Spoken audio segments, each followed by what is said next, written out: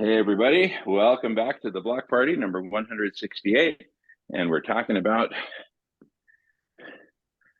the after party as a concept and as a reality that we're in the process of manifesting.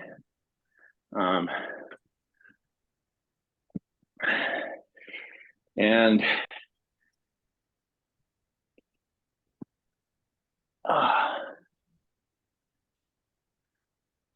so let me just say hi to Alice real quick.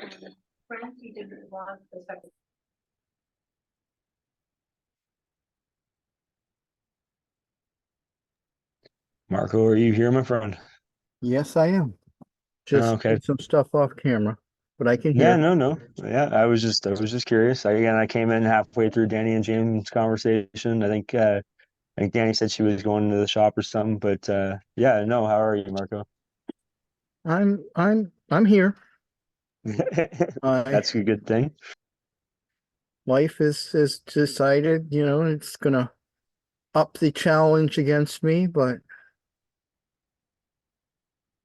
I guess No, after like 3 days of like hiding under the covers here, 90% of the time, I guess I'm ready to kick back.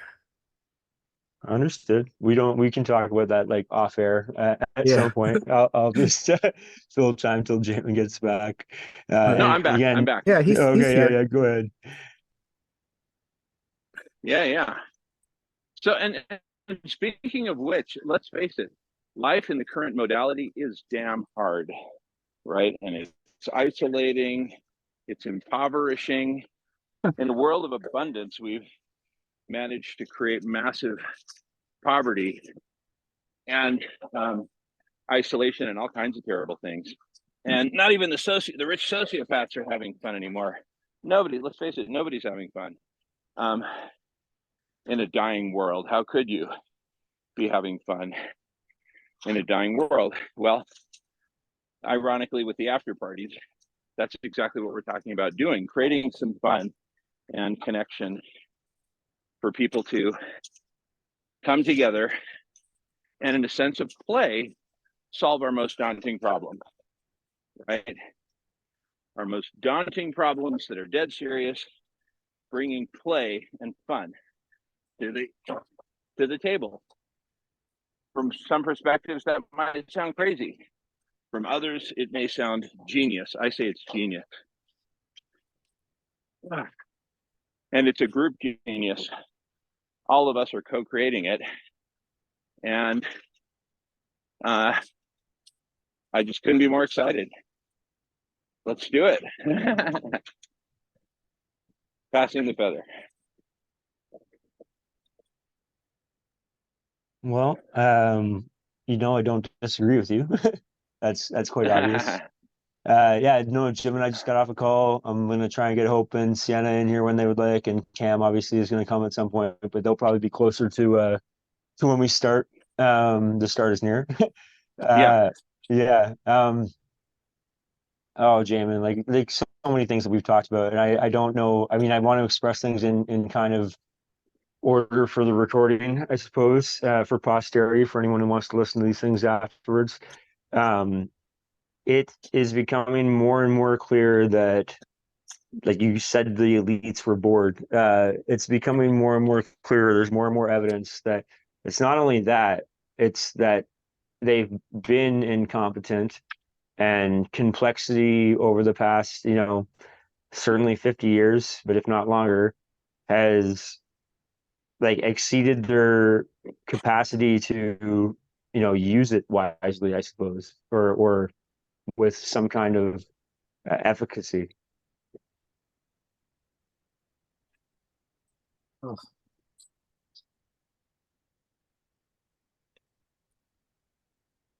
I know, Marco, we've made the joke, like, if not us, then who? And if not now, then when, right?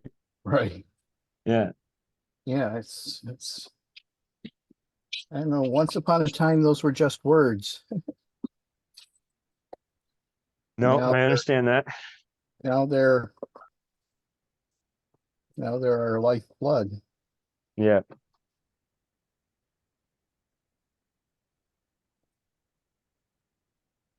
I don't know if Danny's back. And Alan, are you here as well? Alan has been here. No.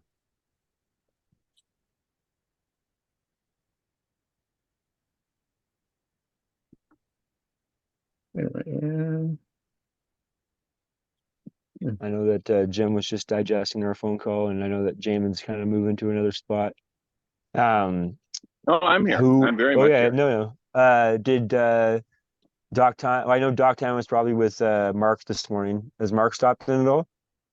Oh, I was with Mark on his ever living meeting Oh yeah. this morning at you know 7 What did a.m. you Mountain think? time. I don't think I've ever heard your story about that, or if you've tried it or whatever. It's interesting. I think it seems to me, and I gave this feedback on the call itself, that there's a lot of time kind of spent on process and the timer and all that. I mean, I'm all for all of that, believe me, but just spending time talking about it, right? It would be like a young man and woman out on their first date, talking about the mechanics of dating rather than just freaking, getting it on, so to speak. And so anyway, that was my feedback. But it's early days for the Yeah. process and all that. So let it be. Like Not a big criticism, just feedback. But yeah. Go ahead, Marco. yeah, he is refining it each time. He learns something every time he does it, and he makes changes and adjustments. And um, these are all Yeah. really just training. So actually having a meeting with a topic and applying it is the next step. Yeah, exactly. Yeah, because and I remember Stan Pockris came, I guess, last week to the block party, and he, had, I would Yeah, say, even more harsh, frank feedback about, like, I don't know what the meeting was about. I participated in the meeting, and it, you know, yeah, I but I was at never. that one with Stan. Yeah, I think that was just like a week ago or so. Yeah. I mean, and but anyway, again, I do love the whole systematic timing thing because it, prevents uh, people from having diarrhea of the mouth and hogging the mic, etc. You know. So That's anyway, yeah, It's been a few days since I took part in one. Has he got the app that with the timer yet? Or is he still yeah, timing oh by yeah, oh hand? yeah, yeah. It was all built in. It was all seemed pretty Okay, yeah. seamless. Like I could see exactly how much time I had left. Okay, yeah. But the last time I did it, he was still doing it by hand. Oh, okay, Yeah. yeah. Now, and did Victor build that timer? I'm No, not sure Mark's who figuring did. that out on his own. And that's another thing I was just going to say is like, we really could be coordinating. Like, this is all going to become easier, but I think Mark's doing that all on his own, which is why he's so busy. Like, the Mm. Victor might be helping with code, but I don't think it's code so much as just literally figuring out, like, you could do that with an Excel sheet, I'm sure. I don't know what Mark's actually, how he's doing it or how he's presenting it, but I understand what he was going for. The logistics were less interesting than the execution to me. Yeah. I wasn't trying to interrupt you guys because I'm learning as you're talking. And it Yeah, is no, one, no. one, two, three, four right now here. Oh, yep, here too. Yep. It's no, it's um shoot, that's what I was saying. The ever living meetings, and so there's actually he's doing I think 3 or 4 roles as they've defined it at once. I don't know if that's still accurate as they're revising things, but and also Marco, I don't know if you've interacted yet, but I know that Yasuhiko and Hillary were very, very involved in like a lot of what Mark was setting up and doing. I don't know if they were the inspiration for the ever living meetings, but I Who? believe Yasuhiko and Hillary are kind of two of Mark's mentors that Hmm. are involved in this in that way. I've been on one of Mark's Zoom calls, like this is months ago now, with one of them, and I've made a couple email threads with Hillary. this isn't inside baseball either. We're like, Brett, Victor, everyone's kind of included in these emails. But in fact, Mhm. it's Brett's intervention email that was all about this for Mark. But now as you guys are coming to know Mark, like yeah, it's all just like trying to coordinate and strategize that way. But anyway, someone at some point kind of developed the underpinning philosophy of the ever living meetings. Just like I don't know if Jai specifically is responsible for X the game or whatever it is, like the Infinity game or whatever. But I know that Brett has kind of been through all these things before as well. I'm actually trying to get them in here as sooner than later, just so we can do the whole before podcast part. Even though I know this has already been recorded, Yeah, so it doesn't. Yeah, yeah. Brett was in. We lost you, Jamin. Yeah, you're breaking And up. that's You might want to turn off your camera, Jamin, if we're just seeing like nothing but scrolls. Anyways, I just looked at my phone. Yeah.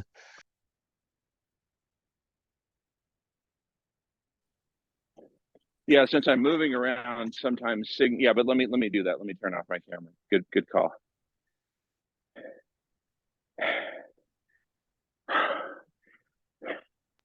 By the way, we all love your outfit. Oh, thank you. Oh,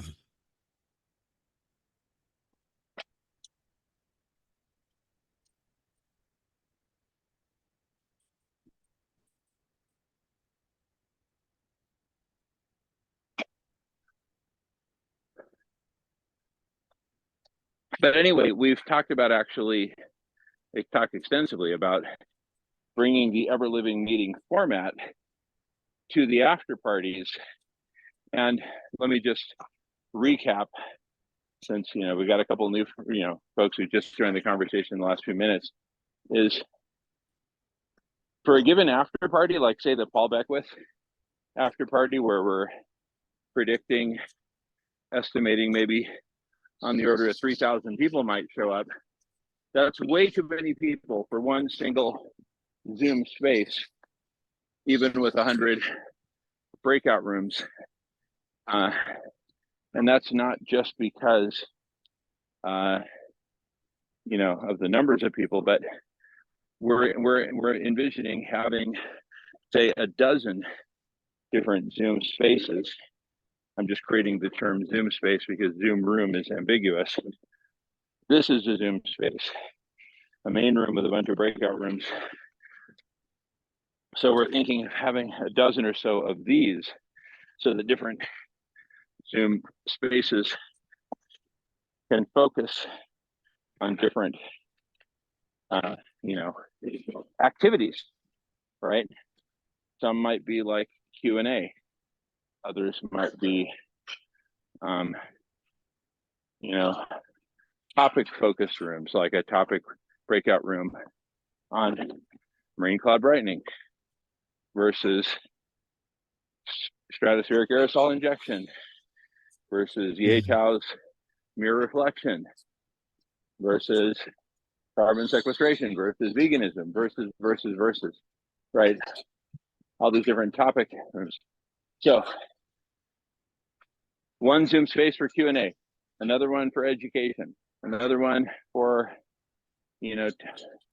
topical breakout rooms, another one for speed networking so that people can get to know each other efficiently, another one for World Cafe kind of processes, activities.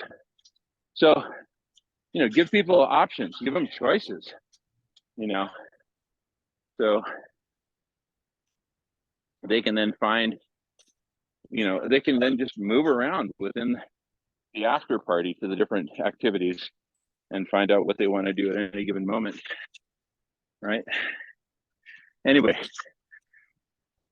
passing the feather. Love to hear questions, comments, objections, ideas for how to make it better, et cetera, et cetera.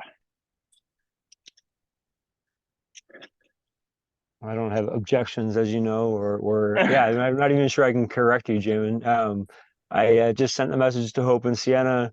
I'm gonna send the message to to Mark and Brett and Victor and them if they want to come over here.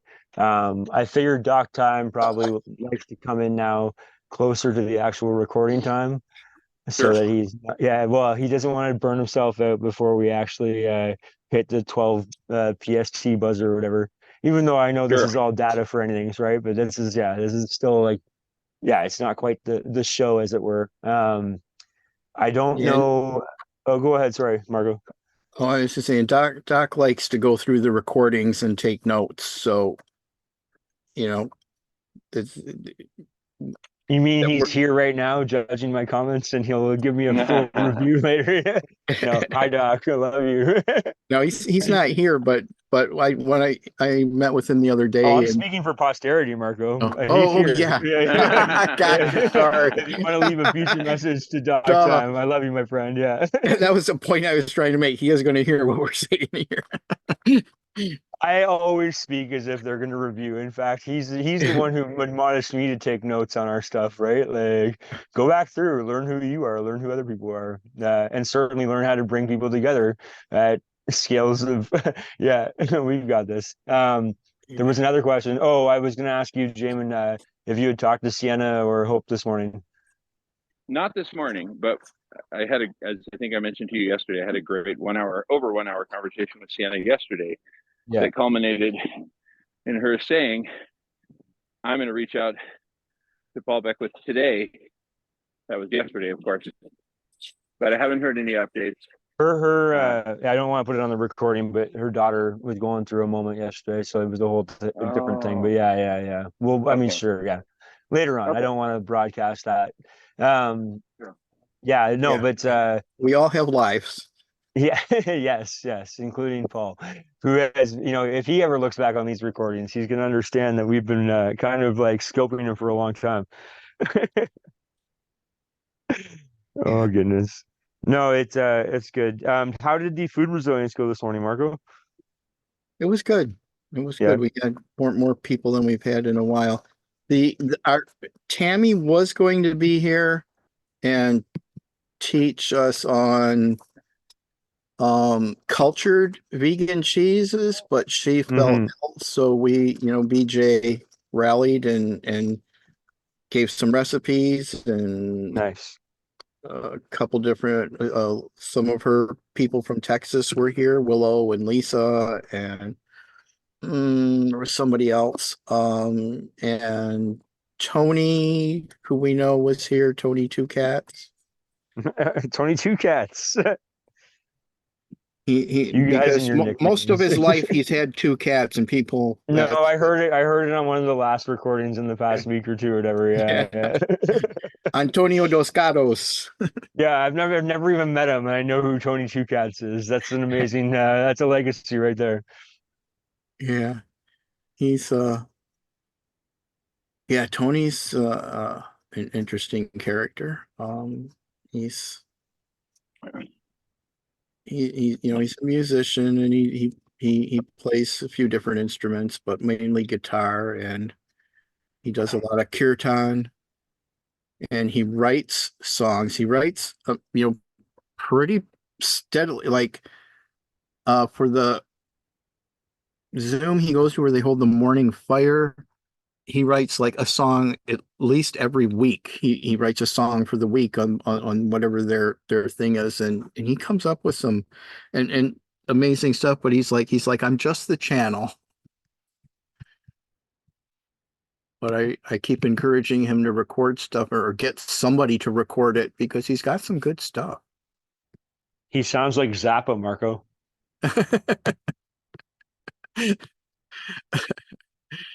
And I think he's a little more chill than Zappa, but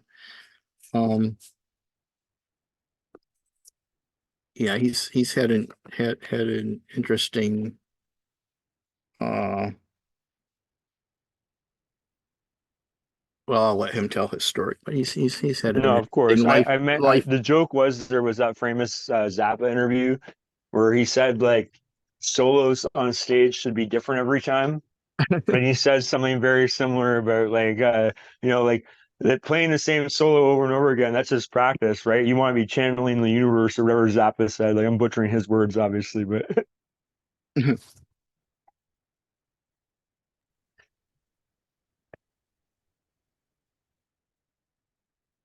every once in a while I run across some people that if you even mention Zappa, they get all weird. I'm like, oh, what do you ever do to you? Are you warning me? Are you giving me fair warning that I might No, encounter some no, of it's those just people? I just remember it's like I mentioned his name one time and I just got all chewed up one side and down the other. Why would I even bring up such a terrible human being? Blah blah blah. I'm like, oh, chill. That's a whole different story. But I don't know if you've thought about this, Marco, but it's been in my dream states or whatever for a couple weeks now, whatever. Um, how do you kind of, I mean, we can talk about food resilience, we can talk about climate change. I had a really good conversation with someone earlier about this, in terms of how these things are like intertwined. Uh, like when Jamin earlier was talking about, or Jamin and Danny were kind of talking about what they were when I came in. I won't butcher it by trying to re-articulate it, but the idea is that imagine if we're like we have like the team of teams metaphor that I like to use, whatever, but not about war, about like livingry, as Brett would say, or something. You have farmers from all across the world communicating every day in these conversations about what's working for where they are, like kind of just like organically reporting to each other. Technology is just a small component of that. It's not robbing people of like their day-to-day lives, and you're certainly not beholden to like be accessible at all times, right? It's the idea of like, can you imagine if like every day there was like a UN of or like conversation of farmers, so the after party of farmers? I don't know, Jamin, I'm dreaming big, right? So dream big, act small. But yeah, like it's just like that's what occurred to me earlier, and what I've been thinking about, like when Brett talks about livingry instead of weaponry, right? Instead of weaponizing things, living things. I guess the words don't really make sense there, but yeah, it takes really nothing than us helping the logistics of it that way. That's why obviously Sienna is excited as well, in terms of I can't imagine how that couldn't facilitate humanity. Just like all the farmers in the world having some kind of logistical infrastructure where they can kind of in service of humanity rather than in kind of suppression of humanity. And we can get into like more esoteric stuff, whatever, at some point. But it just seems to me so obvious that if we cooperate, and again, there's room for in cooperation for competition. However, like that's in service of cooperation. It's like, okay, who the not necessarily a meritocracy, because I think the philosophy around that is a little rough, but yeah, certainly that we would kind of cooperate and coordinate and cascade around ideas that are in service of more people than less people. And again, I'm not a utilitarian either, but that's my rant for a moment. I know Jamin just said we should have timers. No, you're fine, Mike. You're absolutely Keep perfect. going, my friend. Keep going. You got me.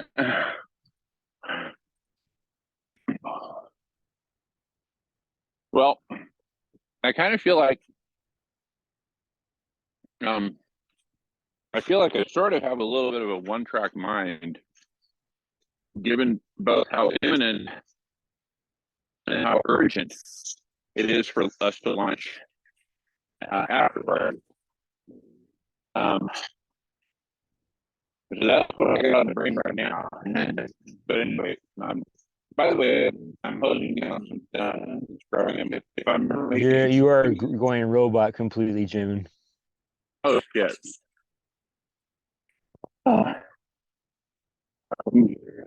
The cursing came in clear though. Oh shit. Okay. All right. Let me see what I can do here. That's better. You probably just moved. Yeah. Oh, okay. All right. Well, we'll go with it. But what I wanted to ask is, if any of my background noise is ever a problem, just tell me, and I'll be diligent about muting when I'm not talking. Yeah. Background hasn't been a problem. Okay, good. Good. Anyway, I was just talking about how I kind of feel like I have a bit of a one-track mind right now, given the urgency and imminence of launching watch party. Just joining Mike Yeah, and we James. lost you again. Oh crap! All right, let me make another adjustment. Huh. Okay. Hmm. Let me see what I can do here. How about now? That's good. Okay. All right. Let me see what I can do.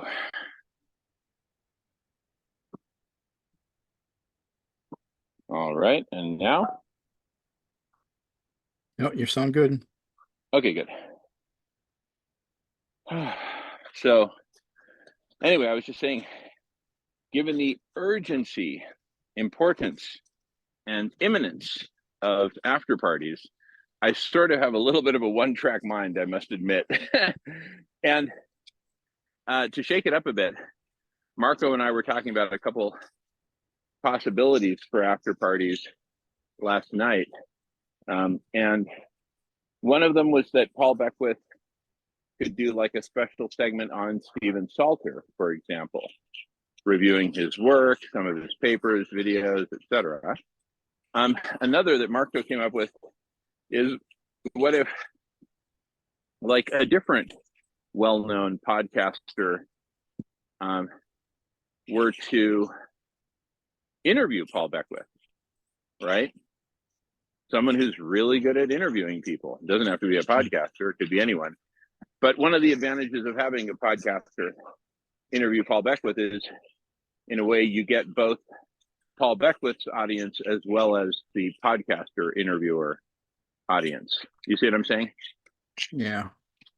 And like I mentioned Steve Bartlett, because he's a really good interviewer. He does immense research on all his people. He gets the most out of a interview. Mm. Mm. If I may too, Jamin, there, I just want to throw something out. So, and I know that you don't necessarily hear this from me every time, but so I pay attention to comedians and I pay attention to their kind of output. You know, Joe Rogan obviously is a comedian. He's also a person in that orbit, but so someone in that orbit, his name's Dan Soder. He's probably about my age. I like him. He's a very funny comedian. I've never met him personally, but I connections are. But he released his new special that will probably be in the realm of like Shane Gillis, who just hosted SNL recently after he was fired a couple of years, like Norm Macdonald. Dan Soder has been interviewed on Rogan as well, but he was the first comedian that I know of so far that released their special on YouTube, like people have been doing for a couple of years, but then also attended the live chat release of his own party. Like he literally could have been the first comedian candidate for that in that orbit. Like he was there in the live chat. He couldn't keep up. He didn't have moderators. It was a total shit show. But it was like someone going to watch their own live show as it's released in the audience with the crowd and interacting with them at the same time, right? And so, anyways, Wow. so he's been in Joe Rogan's orbit. He's in Shane Gillis's orbit. These are people with millions of followers. He had 4,000 people show up to the live chat of the release of the special this morning. This is Wow. all very fresh, right? So these are the numbers that we're talking about. That only 4,000, he could probably fill an arena very shortly. He's doing theaters currently, I suppose, but 4,000 people showed up to the live release of his special. He was in the audience, in the chat with them.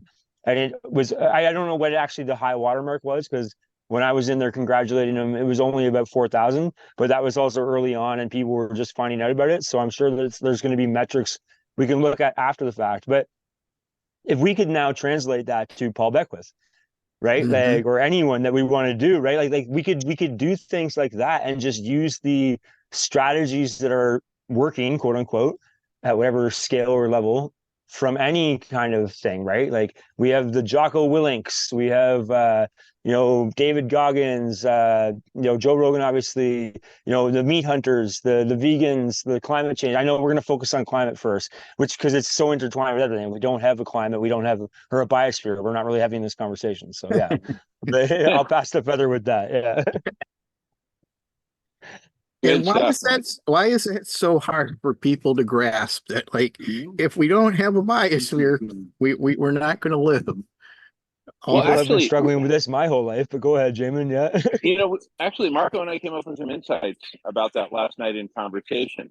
In order to be taking this seriously and wanting to be in a conversation about this, right? There's actually a number of factors that have to be true for a given individual. Number one, you have to know that it's a really serious problem. Number two, you have to know that it's urgent. People who think that, we got until 2100 to figure this out, it's like, That's I'm going just to leave it passing up the to buck behavior. But yes, yeah, right. Number three, you have to not be brainwashed to the extent that you think that just solar panels and Teslas are going to solve the problem, right? You have to not be brainwashed to that extent. That's actually fairly significant. I was the target of a character assassination attempt by a woman who is a prominent member of an investment group in green tech. And I think she thought that our approach represented competition to green tech, which it does, right? Yeah, it absolutely does. We think. Well, we're going to be in competition to everything, Jamin, but I think that's the point. Yeah. But my point is that people like this woman make a career out of brainwashing people that green tech is the answer and that geoengineering is bad, right? And since there's a lot of green tech companies out there rolling out all kinds of new capacity, blah, blah, blah, it's like, all right, I guess it's problem Can I raise solved. my hand on this one, Jamin? Because this is important, actually. Please. Well, okay, so I'll use some of my background that I don't often exercise here, but that to me sounds like an issue of at what point is her perceived creature comforts going to be, disrupted based on abundance, right? Or altruism. So it literally, we're threatening people in these positions because for a variety of reasons, but people who are, kind of in those positions, whether you're a person or position, that's a whole different conversation, but I'll save that one for later. That's more Baker stuff. But the idea is that if they're again a person in a position of power, they go home and they have their whiskey and they do XYZ that satisfies creature comforts, but they do that and they maintain where we're at, the status quo as it were, so long as they have that thing. They're not realizing, and I honestly think that perhaps most of them, some of them will join us, I assume, but most of them are not capable of it because they've been co-opted by generational knowledge and so on and so forth. But the idea being is that we could have abundance that far exceeds any individual person's creature. Like, what is, I don't know. I don't even want to get into the metaphors, but you get what I'm saying, Jamin. Like we're not even worried. Oh, I hope none of you are worried about being on a hit list, but I thought that was a foregone conclusion. No, I no, if we're not on a hit list, we're at least on a watch list. Right. I think we're definitely at the watch list point. I think I was probably about 10 years ago, but yeah. Anyways, not trying to, again, evolutionary, not revolutionary. That's not the point. The idea is that by virtue of our, we're going to integrate, new communication systems. We're going to talk to people outside of what the normal, if any influencer, if any YouTuber can walk up to a university professor and just ask them a dumb question, then certainly we can have responsible conversations within the same kind of constraints, right? Like there's nothing stopping for us from, and then once we form those connections and once we form that integration, yeah, at some point there's a threshold where we become threatening. Like Jamin and I just talked about this the other day. I don't know if I want to say it out loud, Jamin, maybe you can, but at some point we're going to be looked at like a nation state or some kind of, I don't know, Right. sociocultural indisposition or something? Go ahead. Sorry. Yeah, I agree, and I worried about that. I think quite a bit the first couple months Yeah. I was here, and we were, and I was learning these things that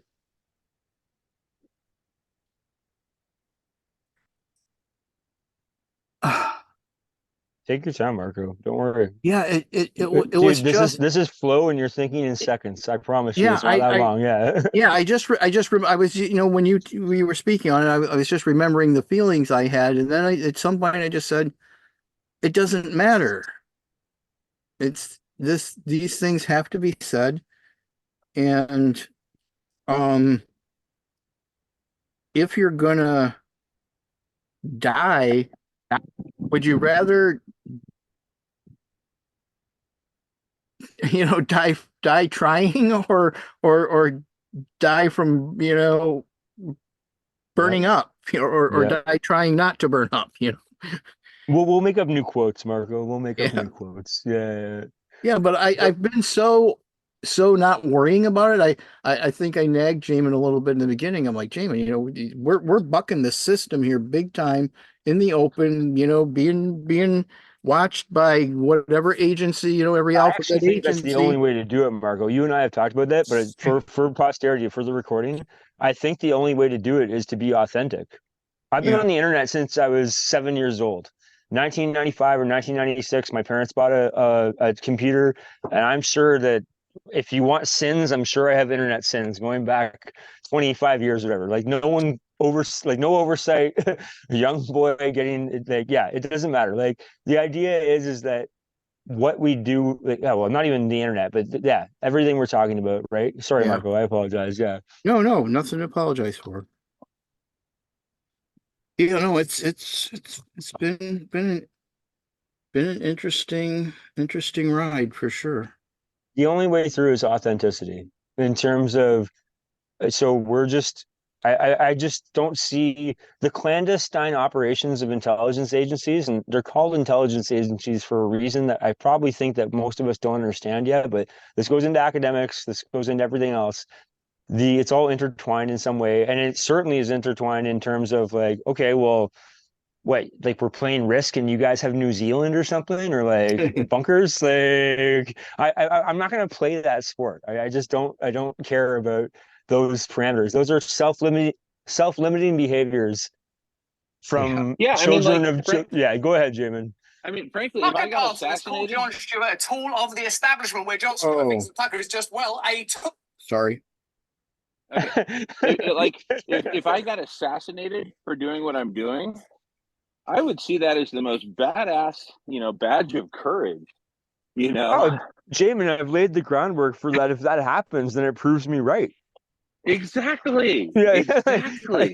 you want to have the ultimate proof? Are you kidding me? Like, I don't want to be a martyr necessarily, but that's the point. Like, it's like I've laid so much groundwork in the past, say, well, all the time I was with Heather, but even before that. But literally, like, if I'm killed out of style or out of sorts or whatever, like, it's proof.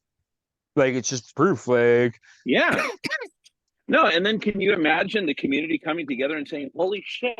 They knocked off yeah, Mike, or they killed everyone who Jamin, or would they want killed me to Marco. answer the phone tomorrow, and you guys would be like, not even just you guys, you would meet everyone else in my life, whatever, but they'd be like, so he didn't answer the phone.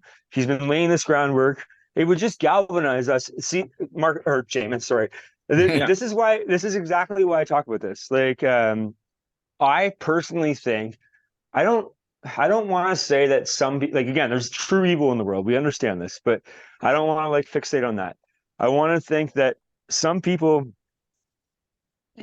are, kind of coming to terms with, okay, I did some terrible things, but I can now repurpose those skill sets in favor of this, right? No, but seriously, because I told you, I truly don't believe they have like a variable or a puzzle piece that we don't actually have in our arsenal. But yeah, that's a whole different thing.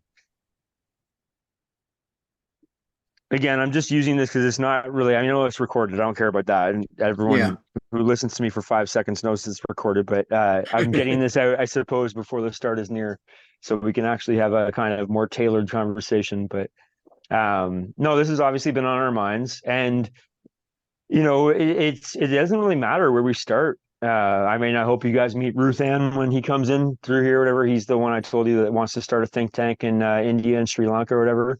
I've known him for years, and he's kind of part of the Canadian author cohort that are also very interested and frustrated in what's going on, not just politically, but certainly like that's the Kim Stanley Robinson crew, or whatever that I told you about, Jamin, right? The Ministry of the Future.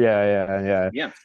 Which I think, honestly, if you guys want to talk about climate change and like the future prospects and so forth, recommend that book to people. I believe it's called The Ministry for the Future or The Ministry of the Future, but by Kim Stanley Robinson. And he's one of the cover to cover. Good yeah, stuff. yeah. Well, I wasn't really telling you, Jamin. I was more just throwing it out there for people listening. Yeah. No, but I was just letting people know you're not the only one who's. Oh, okay. Well, thank you. Yes. If Jamin gave me the stamp of approval, then I think I'm good. Yeah. No. Okay.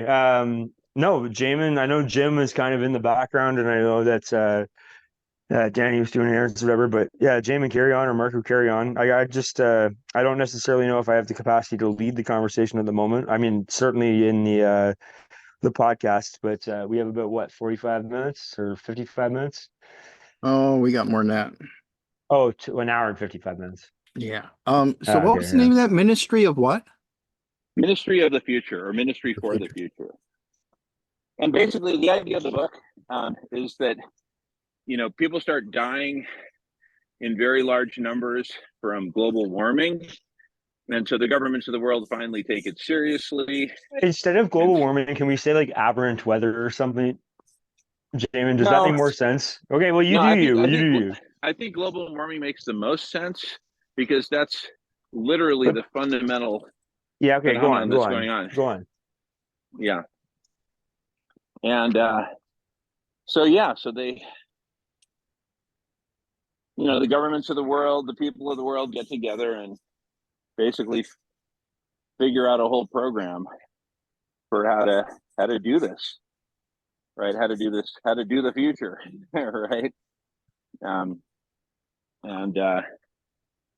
It's been a while since I read it, and frankly, I was smoking a lot of ganja in those days.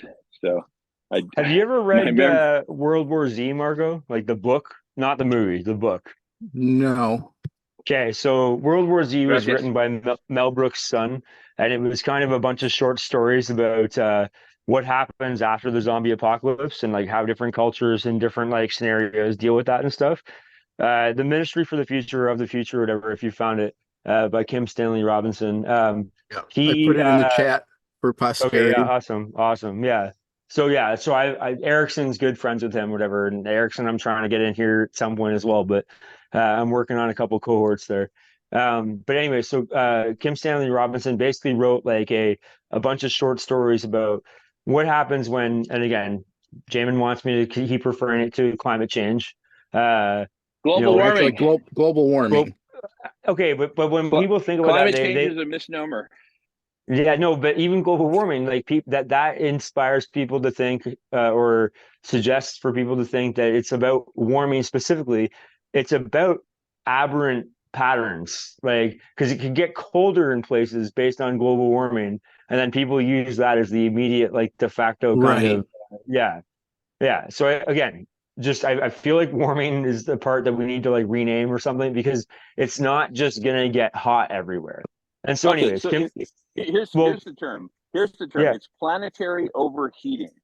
Right?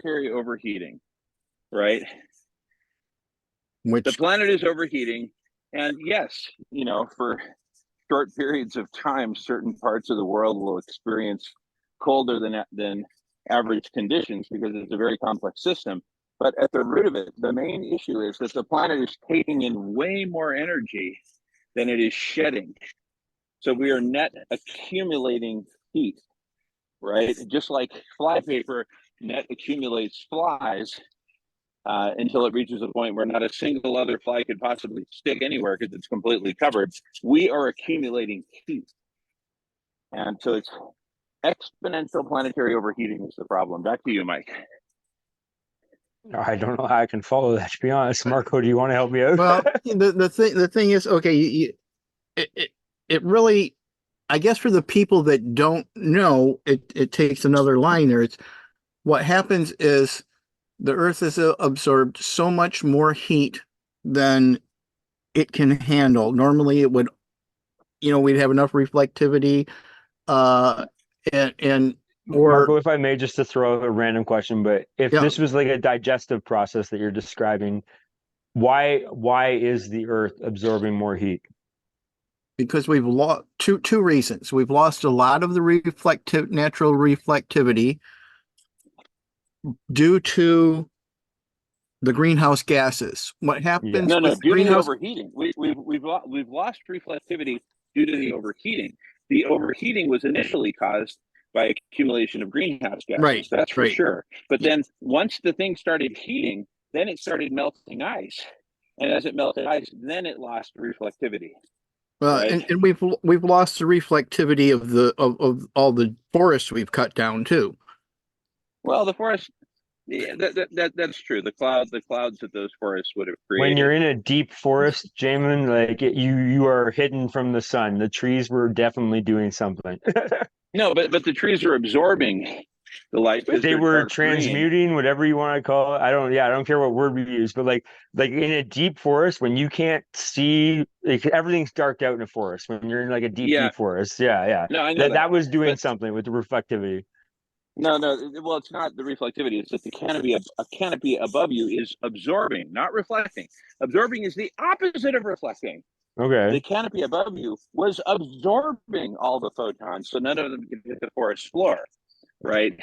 That's absorption. It ain't reflectivity. It's the opposite of reflectivity. Back to whoever. Marco, go ahead, my friend. At any rate, originally the problem is the greenhouse gases. They accelerated the melting of the ice that took away that reflectivity, which gave another boost to the overheating.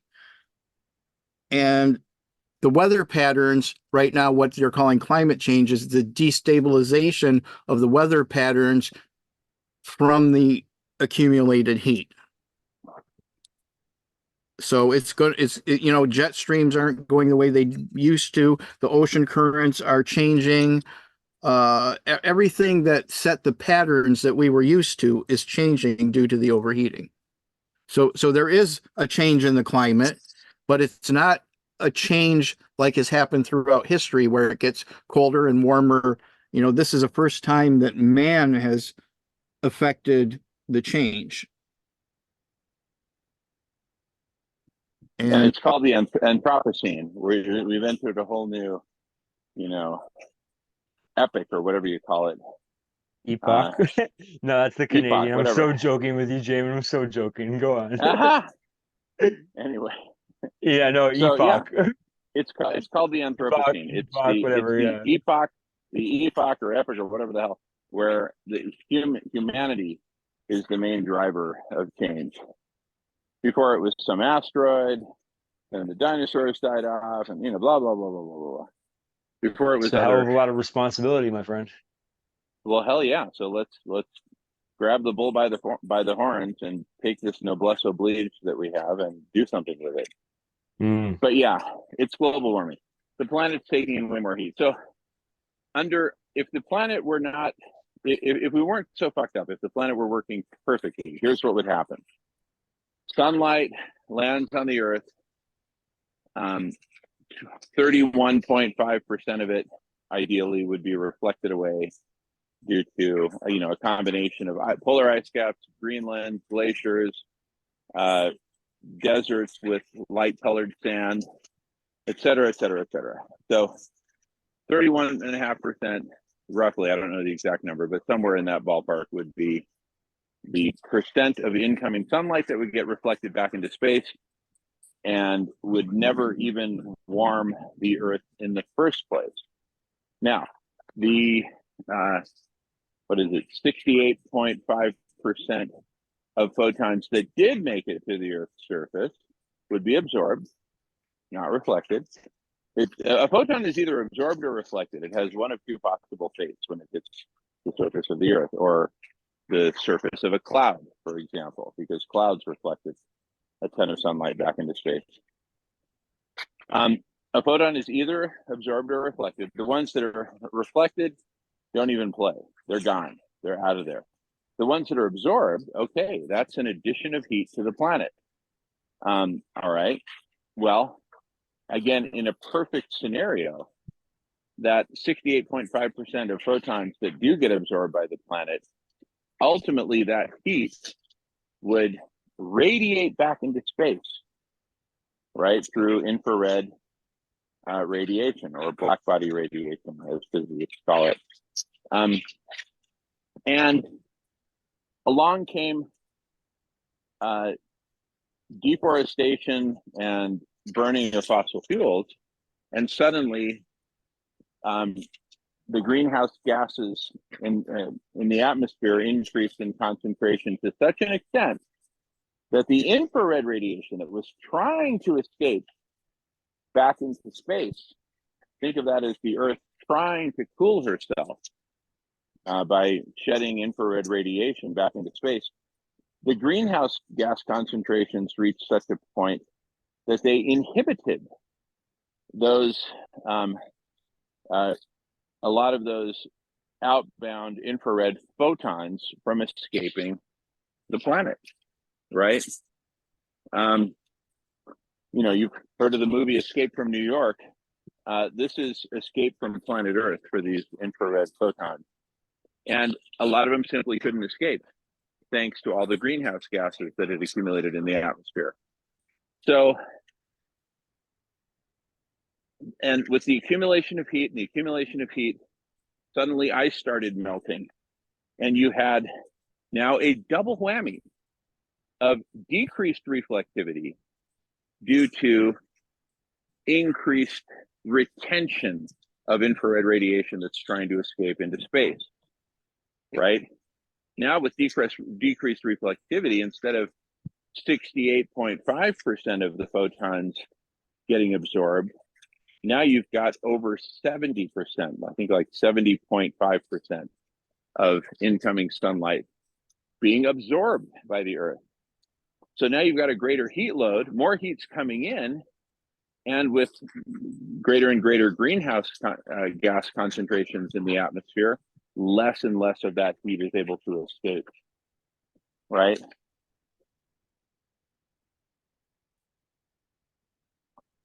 I'm still following along, Jamie. I thought you were responding to Marco there. Oh, no, I was kind of responding to you, because it's not, you know, because therefore this can all be summed up as the planet is net accumulating heat. And what does it do with the heat it accumulates? It melts ice and it warms the oceans, and it causes Canadian forest fires. Once we lose the oceans and the apiaries, and yes, Canadian forest fires, that's been going on since, you know, again, like going back to the mid 2010s, whatever, right? Like, yeah, but getting worse every year. Oh, they just set records every year. At this point, it's the shitty Olympics. Yeah, exactly. So make no mistake, it is exponential planetary overheating. That's the problem. I've had people from my cohort, by the way, Jamin, that have been fighting forest fires around the world. That's their job. They just fly around the world and fight forest fires since at least 2012. Yeah. Well, the Canadians are among the world leaders in that, because they've got big. They don't do well in Australia, even though they're forest firefighters or whatever. But they don't do well in Australia. Interesting. Well, anyway, that's the deal. It's exponential planetary overheating, and the fact that so many people are even confused about it and think, oh, well, you know, certain parts of the planet are warming and others are cooling, so I guess it all kind of averages out, right? Duh. You know, that's the impression that you'll get reading the major media, who downplay it for a whole variety of reasons. You know, they like getting the multi-million-dollar checks from Chevron, who run ads like, you know, Do people care about, the purple egret? People do. Remember those ads? Marco there. I don't know if they ran those in Canada. You guys probably don't even have television in Canada. But anyway, passing the feather. Marco, you want to go? Or Danny, did you try to speak up there in the background? I didn't know if I heard someone else speak. No, I'm absorbing all of this. I'm starting to overheat. Okay. Understood. Understood. Now, Marco, go ahead, my friend.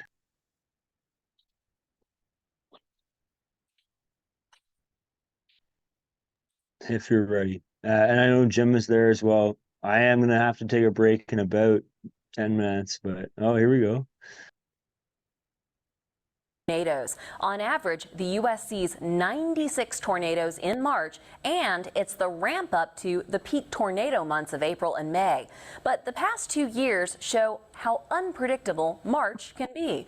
In March 2022, there were 234 tornadoes in the U.S., the most in any March dating back to 1950. March 2023 saw 206 tornadoes, again, way above average. On the flip side, March 2013, 14 and 15 each saw 20 tornadoes or fewer. Those 3 Marches were also colder than average. That's less fuel for severe storms. The highest risk areas for March tornadoes.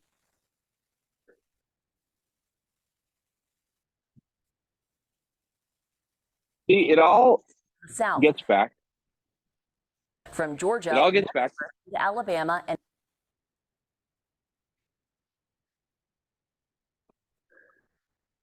Sorry, I didn't mean to interrupt the recording there.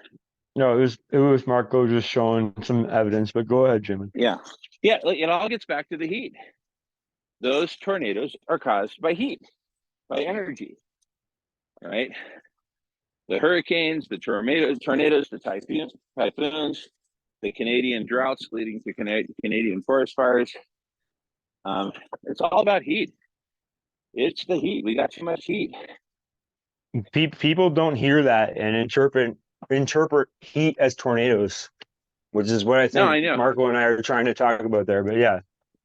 Well, this is part of the reason that the after party is so darn important.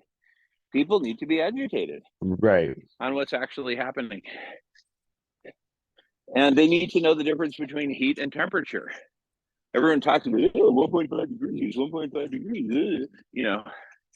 I mean, I'll tell a simple story about the martini party and why it's really not, the temperature is not the main thing we should be focusing on. It should be the heat. Everyone ready for the martini story? Or does anyone have any questions or comments before I go on with that? I think you're fine, Jim. Go ahead, sorry. Can I just butt in for a second? Yeah, Jim, go ahead, my friend. I'm new to all this, so I'm being quiet because I'm listening, learning, and taking it all in. But Jamin, your after party system is a great idea, mate. I'm fully behind it, and I think that it will work well.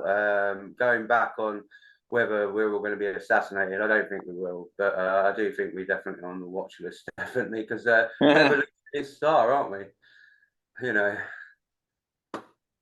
Yeah, thank you, James. Thank you very much.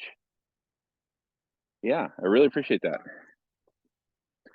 And please co-create the after parties with us.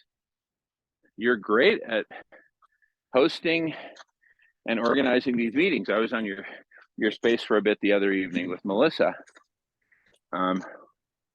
Yeah, love to have you. Thank you. Part of Thank you very much. Yeah. Mate. Thank you. Yeah. Jamin, he's been kind of hesitant, not to speak up today, but just hesitant. It's 1, 2, 3 here, by the way, Marco. But anyways, no, Jim's been just got inundated with compliments over the past 24 hours. So he basically went to bed after he stayed up late and held his space, and my technical difficulties kicked me out, but he did amazing. And I think, not to speak for you, Jim, but he's kind of reeling from the idea of like, we can do this, right? Connections and bringing people together. There's a particular niche for Jim for sure, but Yeah. Jim, No, honestly, you're amazing, buddy. Anyways, you're absolutely right, go Mike. ahead, my friend. Yeah. No, Mike, it was a bit overwhelming, but I'm getting used to it all. So it's nice to be involved with a load of people. So thank you very much for having me.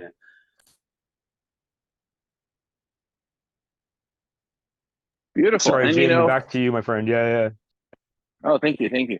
And there will be all kinds of different online events, right? Like the Twitter Spaces that James led the other evening. That's a wonderful example of a venue of a form of a meeting, right? And it it just so happens that the after party is a form that's about to get formed in a big way, and that is absolutely essential for all these reasons that we've been talking about. It may, go down in history as ultimately the most important form of getting people together. Now, having said that, it also may actually turn out to be a transitional form, right? Because in the end, what happens with these after parties? After all the people do all the socializing and speed networking and all that, and they get to know each other, ultimately they're going to net out in conversation about, what do we do about this, right? And those are, fairly serious conversations on average. So it could be that the after parties become this temporary transitional form that gets humanity together in conversation about what they really need to be talking about, right? And at first they may be fun and light and social, and some people may hook up. In fact, I hope they do. But then, where is this all leading us to? Fairly serious conversations about how do we actually cool the planet. Now, does that mean those conversations can't be fun? I don't think so. But they're definitely serious. Anyway, passing the feather. Jim, I don't know if you want to take that or I pass it to Marco. Oh no, as I said, I'm just here to listen, learn, and take in all the information. Jamie, thank you very much for acknowledging it is important bringing people together. And as I deal with spirituality and that, and I think it'd be it's a great idea to have a spirituality get together and then have another after party after that as well, which I think is a great idea. So yeah, it's good. It's all good. Beautiful. Marco, go ahead. Sorry. Andrea and Brett coming in. Very good. I did give them the link on the source points. I hope that Victor and Gavin might find time, and there's some others, but I'm excited. I threw a link in the chat to some information on Stephen Salter. His a lot of his work is here in obituary, and this looks pretty, covers a lot of his stuff, if for background, if somebody wants to catch up on that.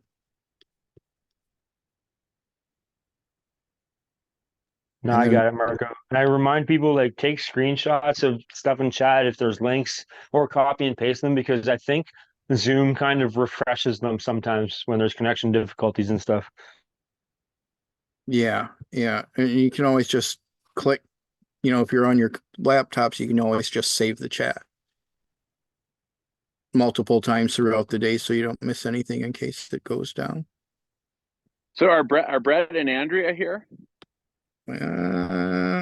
That's what their title says.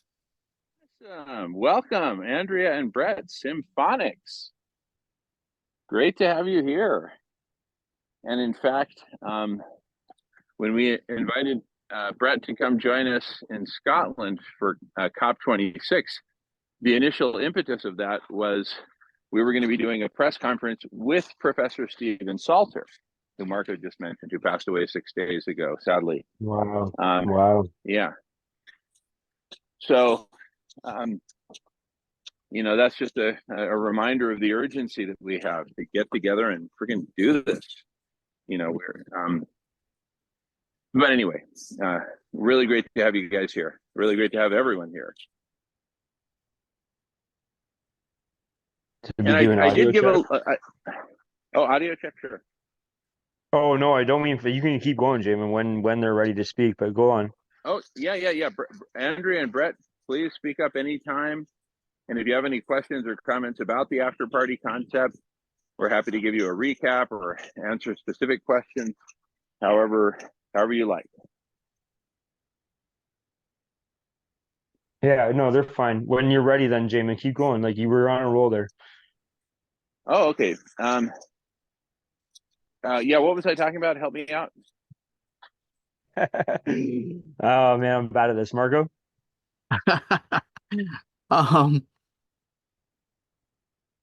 Wow. No, I was before just, you, yeah, yeah, go ahead, Mike. no, go ahead, Jamin. No, I was just Abbott talking and about the Costello. Yeah, this is yeah. yeah.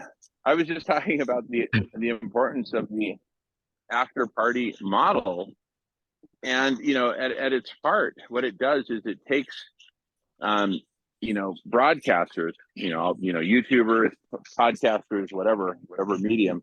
It takes broadcasters who have significant audience who are talking about something important, like Paul Beckwith talking about global warming, and it takes that audience and it says, "Hey, let's have a party." Right? I'm throwing a party. I'm Paul Beckwith, and you've been listening to me for years, and now I'm throwing a party so that you all can get to know me better, and most importantly, get to know each other. And in so doing, we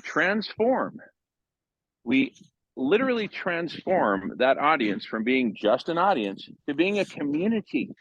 And we urgently need for the Paul Beckwith audience of 30,000 plus subscribers to his YouTube channel, we urgently need for those 30,000 plus people to become a community. Why? Because they are the most educated, informed, enlightened about global warming that we have on the whole planet. There is no audience, there is no community, there is no group that is more educated on global warming and what's actually happening than the Paul Beckwith audience of 30,000 plus. When that audience becomes a community through the after parties, then they're going to be able to start collaborating, working together, figuring out all the pieces of all the solutions that we need to put together in order to get out of this existential mass extinction, which humanity is slated to go Well, extinct. Sienna and I have Schmachtenberger on our list right there, right? So Well, good. Yeah, we need Schmachtenberger here in the conversation. But the cool thing is, by doing the fallback with after party, Schmachtenberger has to show up. There's no way he's not going to show up to the fallback with after party, because the people participating in the Paul Beckwith after party, even though they'll initially be drawn from Paul Beckwith's audience of 30,000 plus, over time, and very quickly, in fact, the participants in the after party will grow way beyond Paul Beckwith's current audience, because everyone's going to hear how cool this thing is. Like Daniel Schmachtenberger himself. I don't know that he watches Paul Beckwith videos, but he's certainly going to come to the Paul Beckwith after party because everyone's going to be there. It's going to be the cradle of the great climate revolution, which we urgently need to get started, which is a Chizzy-led revolution. It's collective human superintelligence taking the lead on an issue which has stymied us for decades. For all the reasons we know: corruption, and greed, and ego, and more corruption, and more greed, and more ego. It's as simple as that. Only Chizzy can trump those forces, those evil forces. And with that, I pass the feather. right here with you, my friend. Marco, I don't know if you're still listening, but you're welcome to jump Oh in. yeah, I'm here. Yep. Yeah, there's just not a whole lot to add to what Jamin just said. That's the heart of the problem is and it's something I tracked, a few years back. Like every major problem in the world, you can trace it back to uh greed for money or greed for power.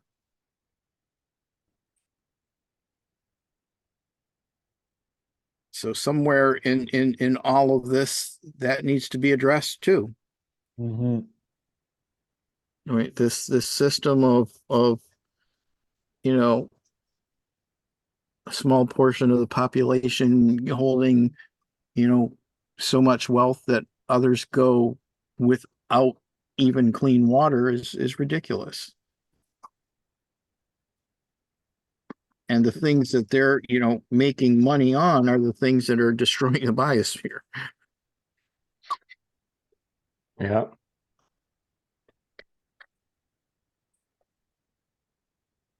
I'm just processing, Marco. Sorry, I'm not trying to be Yeah, no. ignorant. Yeah, it's heavy stuff. But it's not, but the thing is, it's not complicated stuff if you can just get people to look at the facts.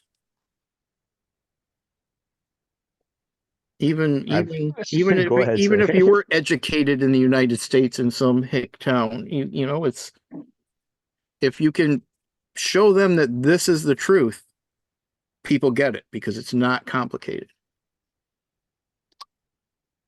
But with all the disinformation out there, deliberate disinformation, and then all the sharing of well-meant sharing of disinformation, that's the other part of the battle we have. And with that, I'm complete right now. Passing the feather. You know, Did, oh, go ahead, Jim. Sorry, Jim. yeah, I would like to say something on global warming. I think what the problem is that there's a lot of misinformation out there, and like what you said earlier, there's a lot of people in power that just want to wash it down, so to speak, and say, well, this is the answer, this is the answer, and really, it's not the answer. I think what it's going to take is a lot of people getting together and forcing the issue with the governments, the elites, and the people that actually really don't give a crap. Sorry about swearing, but they really don't care about this global warming system, and they're just passing it on from one generation to the next generation. So I think, it's about getting together, isn't it? Yeah, and that's what the after party, the Paul Beckwith after party, is all about. Is about getting the global community together. I literally think that after party is going to grow into the tens of millions of people participating. Why? Well, 8 million people is 0.1% of the entire human population. A tiny sliver of 1% of the human population, and you're at 8 million people. Take the 0.1%, the 8 million people who are most concerned about global warming. Believe me, they're going to find their way to the Paul Beckwith after party because they're going to hear from the other people within that community that, hey, it's finally happening. The humanity coming together to start the great climate revolution is finally happening. Come join us. And they'll join. So we're going to get to 8 million people in no time. And then we're going to get to 80 million people. Once there's 80 million people, collaborating together across, tens of thousands of different Zoom rooms and breakout rooms, we're going to figure this thing out from every angle. We're going to figure out what kind. Yeah, go ahead, James. James, can I ask you something, mate? Yeah. How I know that people will just join these get-togethers, but how do you propose to advertise it? Because there will be an element where you're going to have to advertise this at some point as well.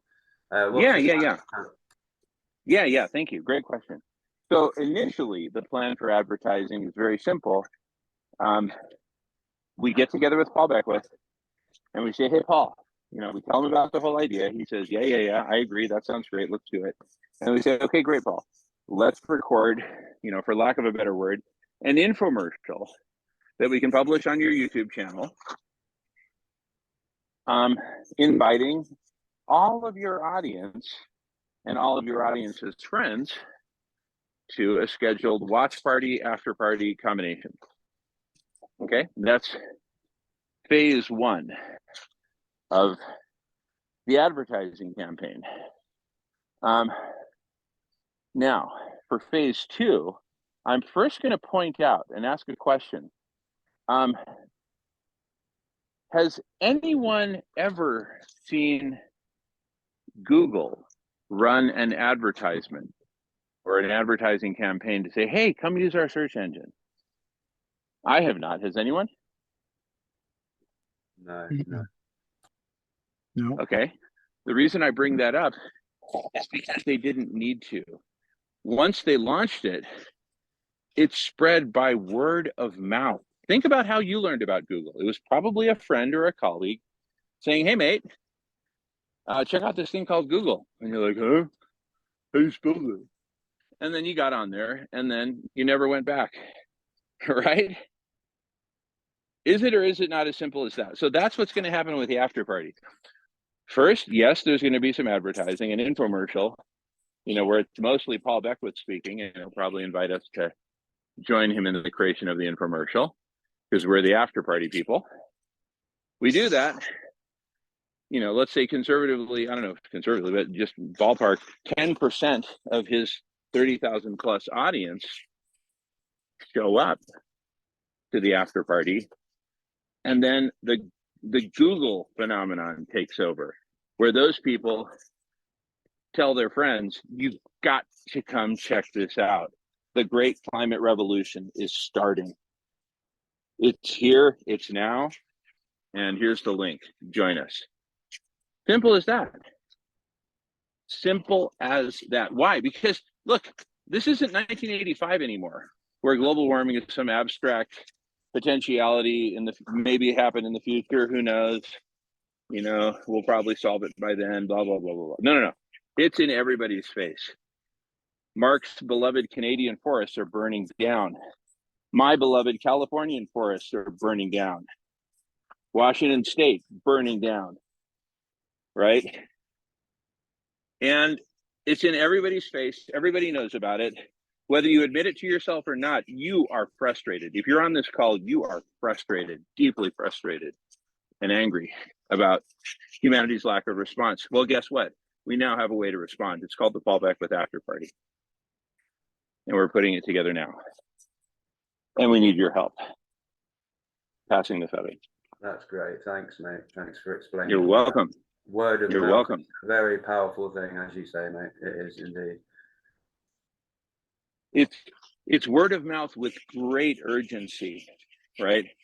There was no urgency to get on Google, right? Or maybe there was. If you really needed to find something, and the other search engines, Alta Vista, Ask Jeeves, whatever, weren't cutting it, well then, shit, there was urgency. Hey, I need to find this thing. Go to Google. Go to Google it. Google it. Google it. And then it simply became part of humanity. Well, likewise, the after parties urgently need to become part of humanity because we urgently need to find the solutions, not just find them, but get them implemented. And with 80 million people, deeply steeped in this stuff, in the conversation, collaborating with each other, falling in love with each other, it's a revolution. And there's no way that revolution is not going to either A, force the hands of government, or B, replace government. Replace them through elections, right? Perhaps. Or other means. But I think the governments always follow, they never lead. And they're going to see that this is a mass movement that they can't ignore. This is the Tiananmen Square of global warming. This is the Tahrir Square of global warming. It's happening and it's not to be ignored. Like Glenn Close in the movie Fatal Attraction, it's not going to be ignored. Well, I'm with you, my friend. You know this. And I do. 100%, mate, as well. 100%. Thank you, James and May. Appreciate that. Thank you. So I great will to have you say on board. I don't want to use this as a natural break, but I have about 15 minutes before another call that I can't avoid. It's in an hour and 15 minutes, right, Marco? Like the recording, or Jamin, or anyone who's looking at their phone. Yes, Sorry. yes. Sorry, I was muted. No, okay, yeah. All right. I'm like, why is everybody ignoring me? Because I'm No, muted. no. I'll be back before then, but I gotta dip out for at least about 45 minutes here. But I'll be back after that, and we will. I mean, I know that Hope and Sienna plan on getting there. Cam's probably coming as well. I know Doc Time's probably going to show up in the next like 45, 50 minutes. And then yeah, I know that there might be plus ones on that, but otherwise we're on track as far as I'm concerned. Minus again Paul specifically, but you know, who knows, maybe that could happen spontaneously as well. Okay, I'll talk to you guys shortly, all right? Sounds good. Beautiful. Thank you, Mike. Talk Yeah, to strength you in and a bit. gender. You too, brother.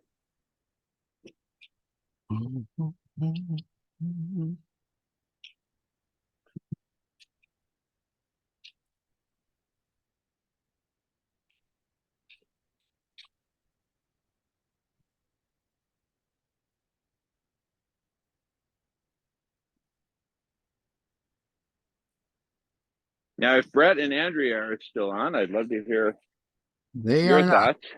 Oh, okay. They just popped in. Okay. Danny is back.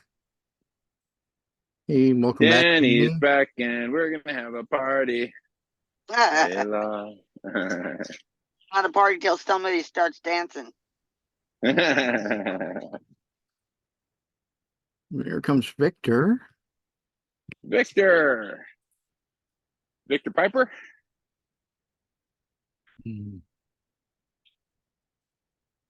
Welcome, Victor. Victor, welcome. Yeah. Hi, Marco. Hi, Jamin. Hi, Danny. Hey, how you Hi, doing? James. Hello, Alan. Hi, mate. Hi. Well, how is Victor today? Hmm. I am like a few days into not smoking cigarettes, and so like my body is reacting to it. As it will, yeah. Can I make a Little- suggestion? Sure. Give yourself a break, maybe once a week, and smoke some ganja. Oh, that I do. Very good. Yeah. Very good. And my suggestion would be quit the smoking altogether and use ganja tincture. Tincture. Yeah, it's Ah. it's faster than edibles, just a little bit slower than smoke. All right. You just put a few drops under your tongue, you know, the appropriate amount for you, and it's good stuff. I ran out. I make my own, and I ran out, which was foolish. So I had to go to the weed store and buy some the other day. Not as good as mine. I remember trying like CBD tincture and not finding that to do much of anything. I didn't know that there was. Oh yeah, oh wait, I forgot. No, you're not. You're in what, California? Yeah, I'm in Yeah, California. so you should have plenty of access to stuff out there. The stuff I got in Vancouver was called Raindrops, REIGN, or did I get, yeah, whatever the proper spelling for that kind of rain. And it's 30 milligrams of CBD and 30 milligrams of THC per dropper. I forget exactly how much, but that works out really well for managing pain. Gotcha. And of course, everybody's different. Interesting. But it it's much more controllable than edibles. Edibles, you gotta, you're not quite sure when they're gonna kick in until you get used to somebody that makes a really consistent batch. Right.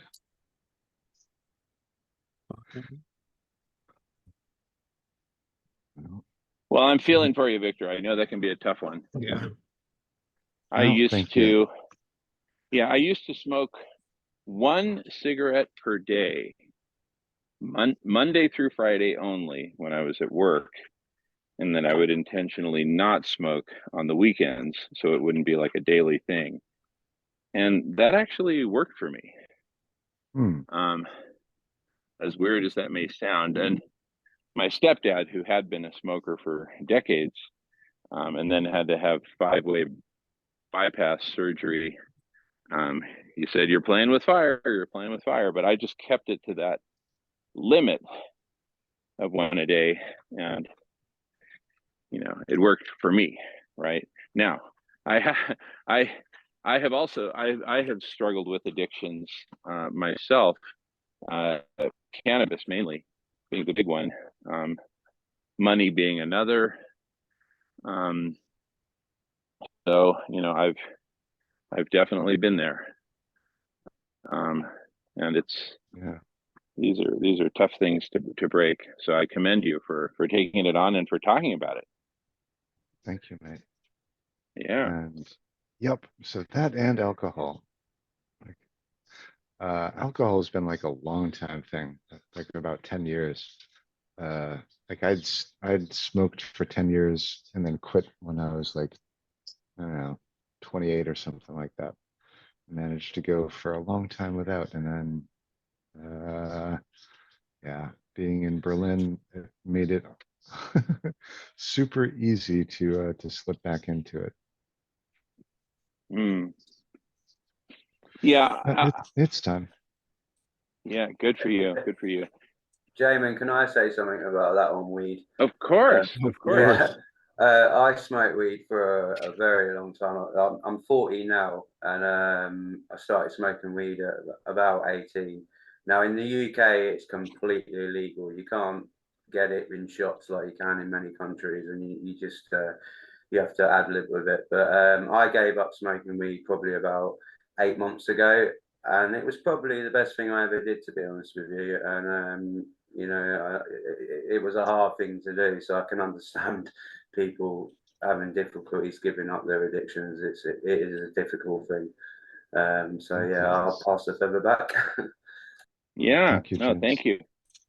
thank you, James. Yeah, I didn't start smoking weed in earnest until I was over 40 and became addicted. It coincided with some kind of tragedies in life that I was, and just became all too easy to just wake and bake, smoke in the morning, and then refuel a few hours. And for a few years. Currently, I smoke once a week, and after I smoke one on that given day, there's tremendous urge to continue on with it. And anyone who's smoked on any kind of regular basis knows what I'm talking about. But I'm trying to keep it to once a week, and more or less succeeding. ¿Qué tal, señores? Welcome, muy bien. Lenny. Yo voy. Good to see you, Doc. Good to be here. Greetings, fellows. Ooh.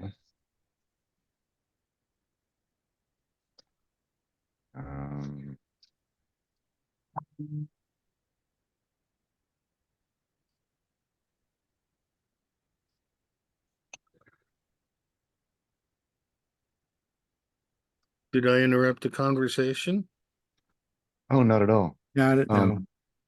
For my part, I was like, well, maybe I'll try and turn on the transcriber, but like so I'm I'm partly like wanting to just like chat, so I'm gonna bring in the other recording bot and just have that going. It never hurts to have conversations recorded, but we're going to have a lot more recorded conversations than transcribed ones. Hmm. And I I'd like to work with you to get information from the metadata that Mhm. we might be able to have the bots collect. As I It was good to find my way to you in the cafe last night. Yeah. It's easy enough to set up to find somebody. Gather sounds like such a big thing. Um, yeah, the group theory that I'm working on involves measurement after the fact. And if we can have the bots track some of the things I want to measure later on when we've got hundreds of conversations, it might be automated enough that the bots will have an idea of what individuals might be searching for when they go to the data. Mm-hmm.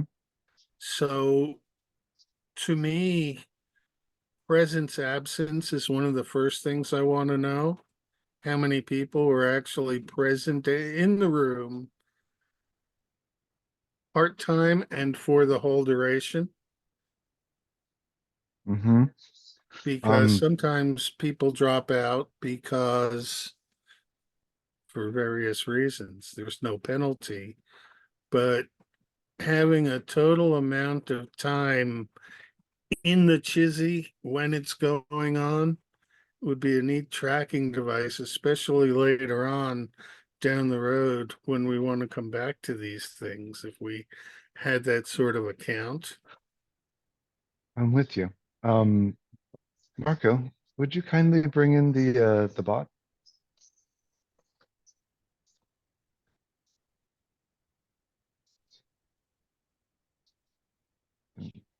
You are on mute presently, Marco. Thank you. It's okay. Sorry, yeah, I don't It's know what happened. I Jacob. didn't hear the doorbell there. No worries, no worries. All right.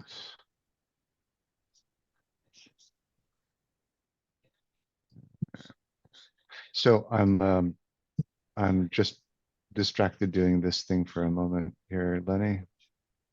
Then I'll be with you in that question. All right.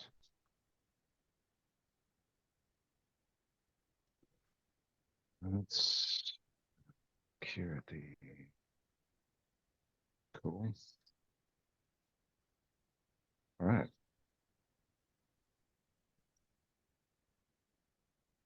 Testing, testing. Yep, I see that there. That's coming on the desktop mic. Is it getting recorded? Yeah, it is. Amazing. Great.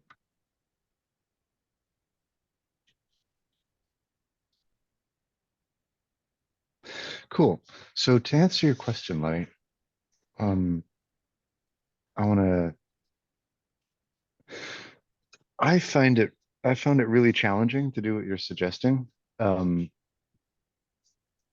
Given that we're working with audio recordings, the capability to like identify when a speaker changes is called like diarization. And so there are some like transcription services that do that. Like for example, like Otter does that. Um, Otter does that, and also you can like train Otter like by labeling the speakers, right? So that in subsequent conversations, when that speaker comes back and continues to talk, like they'll automatically be identified. However, like Otter's like the transcription quality like was kind of poor, and also I mean it's actually not terribly expensive, but like That's a consideration. So I kind of stopped using Otter. Instead, started using something else. And so far, like, I've not found another service that does the automated speaker like diarization and recognition. So in order to accomplish what you're describing using like a different tool called Deepgram, I would need to keep track or do post-processing, or like you know, the transcription tool would, you know, fetch the transcription from Deepgram and get like speaker numbers, and then I'd need to like map the speaker numbers to like, you know, the people, and that would take like, you know, going through the entire Yeah, conversation and saying, no, okay, no, that doesn't, who spoke at what time, right? it That doesn't doesn't work. save Yeah. anything by Yeah. having the bot do it if you have to have a human Yeah, feed yeah, it yeah. to the bot. But Exactly. it would be nice, So, still, it would be nice to know the total number of people that were in the room during the presentation. right. Uh, and from there, what the topics were so that if we're going back, we can see what's going on. Mhm. I went through and watched the first two episodes of The Start is Near, and the cast of the second episode was virtually identical to the cast of the first episode. Mhm. So the ideas that I had on grouping haven't come into play yet, but I can see by having participated in a couple of episodes that there is going to be growth.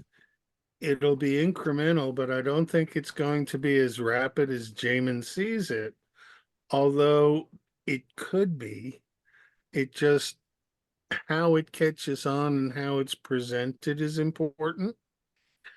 Um, the idea of what we're doing is probably going to get knocked around in the global warming sense because that's what's bringing a lot of people here.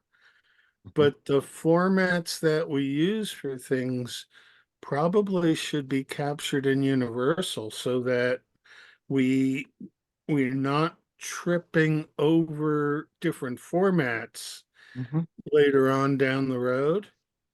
And I I'm hoping that during today's presentation, it gets big enough to see Marco flip some people into a breakout room.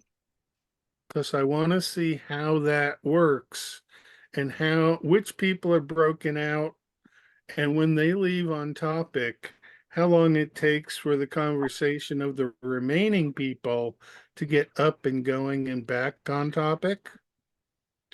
I, in watching the two videos in retrospect and taking notes, I found that I could take some quotes, write down the timestamp, and later on I'll go back and mine those quotes because people said something worth saying.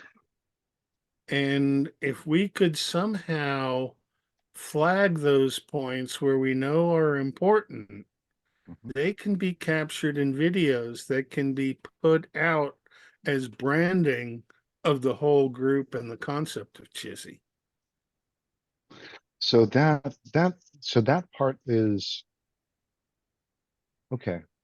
So what's hard, or what's manual so far is like me as a human, like trying to track like who said what. Right. The what was said part is actually fairly simple.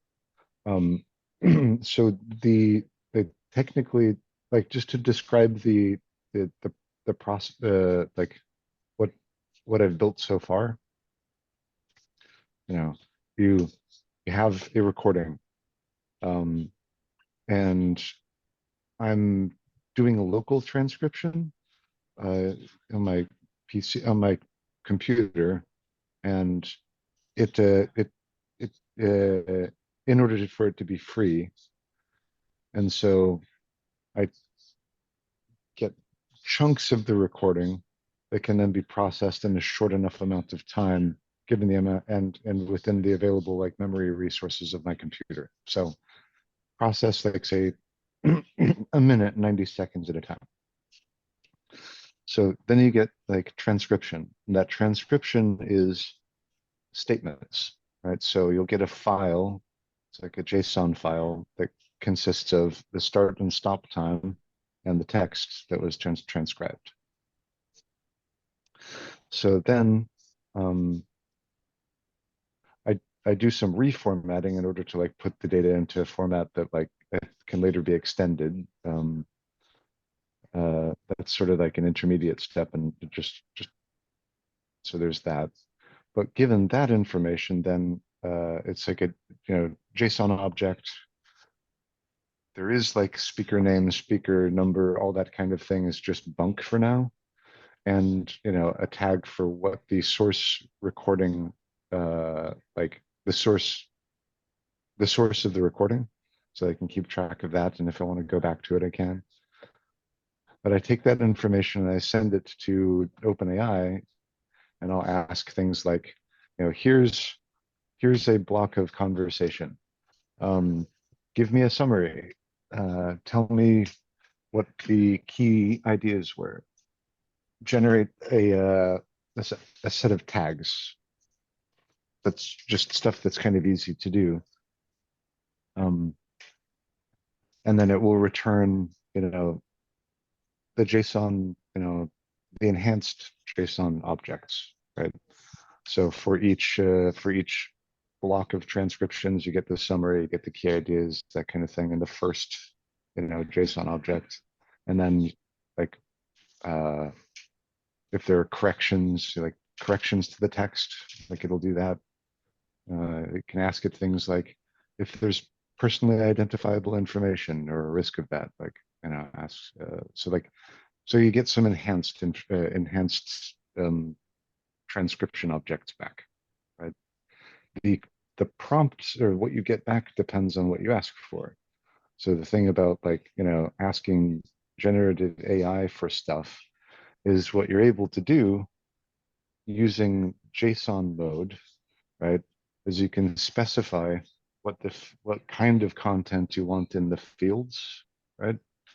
And it will just return consistently the JSON structure with those fields generated, right? And so whatever you want in those fields, you just craft a corresponding prompt for it. Okay. To give you, so to if this helps you to picture like what might be possible, Yeah, I'll what share. it's okay. What Okay. I'm thinking is, if I'm taking the time to watch 2 hours of Yeah. 10, 20 videos, Yeah. is there a way that I can capture for the group what I got in my notes? Yeah. So there's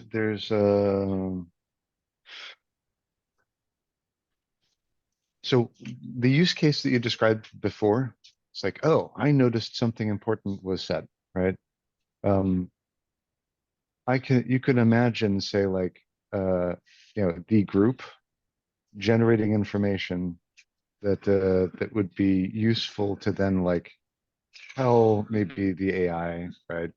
So like, so that Oh yeah, if I can tell the AI the timestamp of quotes that I like, it could easily pick out those quotes and list them. But right. that's still human doing the work for the AI. That's not AI. Well, Plus, well. So I think that having human in the loop is actually a super valuable thing. And also, yeah, it depends on the on who's present and who's going to contribute, and like how you make that human in the loop possible.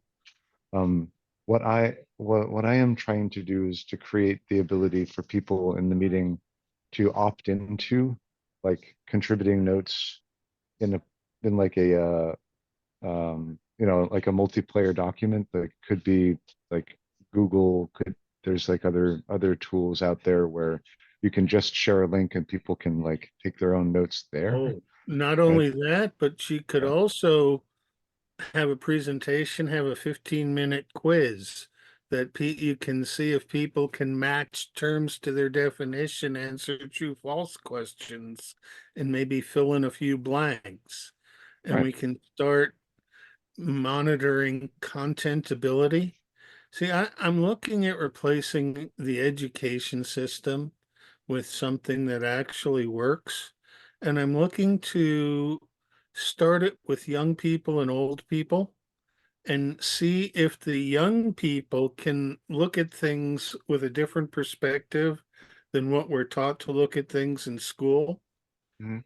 And that way we'll find some holes in the information, maybe 10, 15 years down, when things don't make sense to those students who learned a different way. But I really think that it's premature to go down that path with trying to set it up because it's going to be emerging and we'll see how it does. But if we can get films of younger children, 6-year-olds, 8-year-olds, 10-year-olds, talking from a point of knowledge on topics that high school students may not ever hear of or address, what you'll have is every older kid who's picking up that they know something is going to start paying attention, and we'll have the wave sweep up from ground level up through education rather than trying to come in and change education for people already miseducated. Mm. But Mhm. I'm also wanting to get a group that questions the current existing knowledge, because so much of our knowledge is just functionally incorrect, but embedded. So we can't really tell. But when we start getting people who are players in different fields who know what they're talking about, but speak different languages, we'll start identifying where language has become the problem and the concepts aren't quite right. Mhm.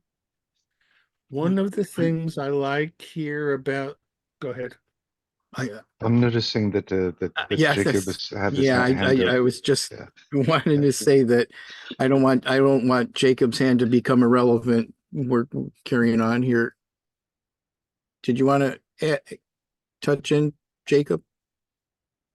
Hey everyone, what's going on? It's good to see you all. Yeah, I just wanted to start to talk about the use cases and relevance of is it compute resources for semantic data. And I think one of the interesting ideas brought up earlier was how to mark instances of either video that you're watching or video that you're seeing live. And you know, there's certainly really easy ways to do that fit into this broader schema. The idea that Victor brought up of, you know, putting a set of keywords into the output for this translation system, you know, it allows for the use of keywords during the process of either reviewing or participating in a one of the recordings. So you could say some keyword, and then that would, you know, prompt the AI to make a clip of a topic and store that in a unique way. Certainly, like the downstream use cases for this can leverage more and more of that automated processing. So you can start to say on the fly, "Hey, I want to do a new topic," and then you would augment the process. But you know, that's for downstream. For, you know, the meantime, given the case where we're just looking for pertinent information, it makes sense to have a kind of keyword utterance or demarcation tool that would prompt the AI to do a particular action. So I'll share that, like, I can conceive of how to do that. Yeah, I can conceive of how to do that.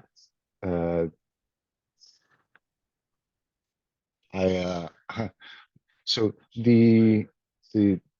I can conceive of how to do that, and also, like, I'm aware that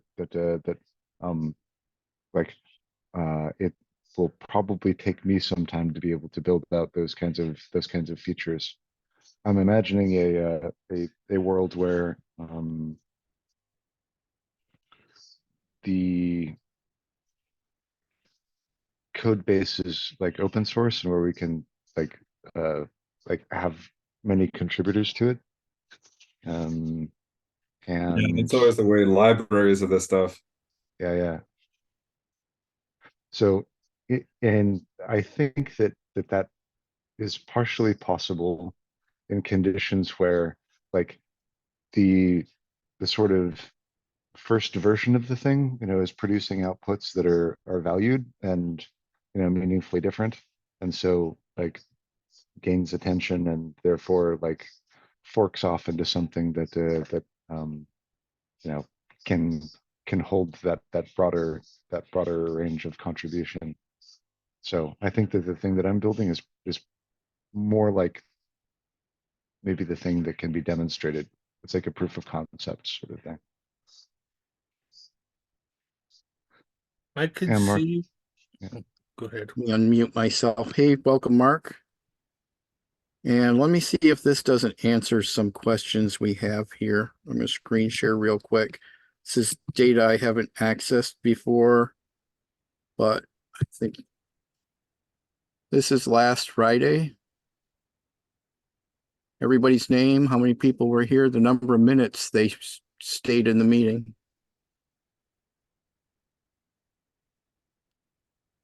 Is that helpful? Yes. Mike? If you could flash that out to me, that would be more than helpful. Hmm. Let me give you my email address. Okay. HOWDT. Hold on one second. I gotta pose. Okay, I'm ready. HOWDT Yep. at yahoo.com.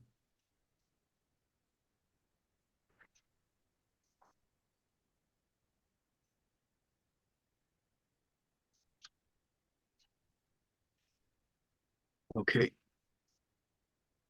Now I just got to figure out how to get it in an email, and I'll get that at some point here. Not a problem. They keep changing how Zoom works, and there's probably, now we did,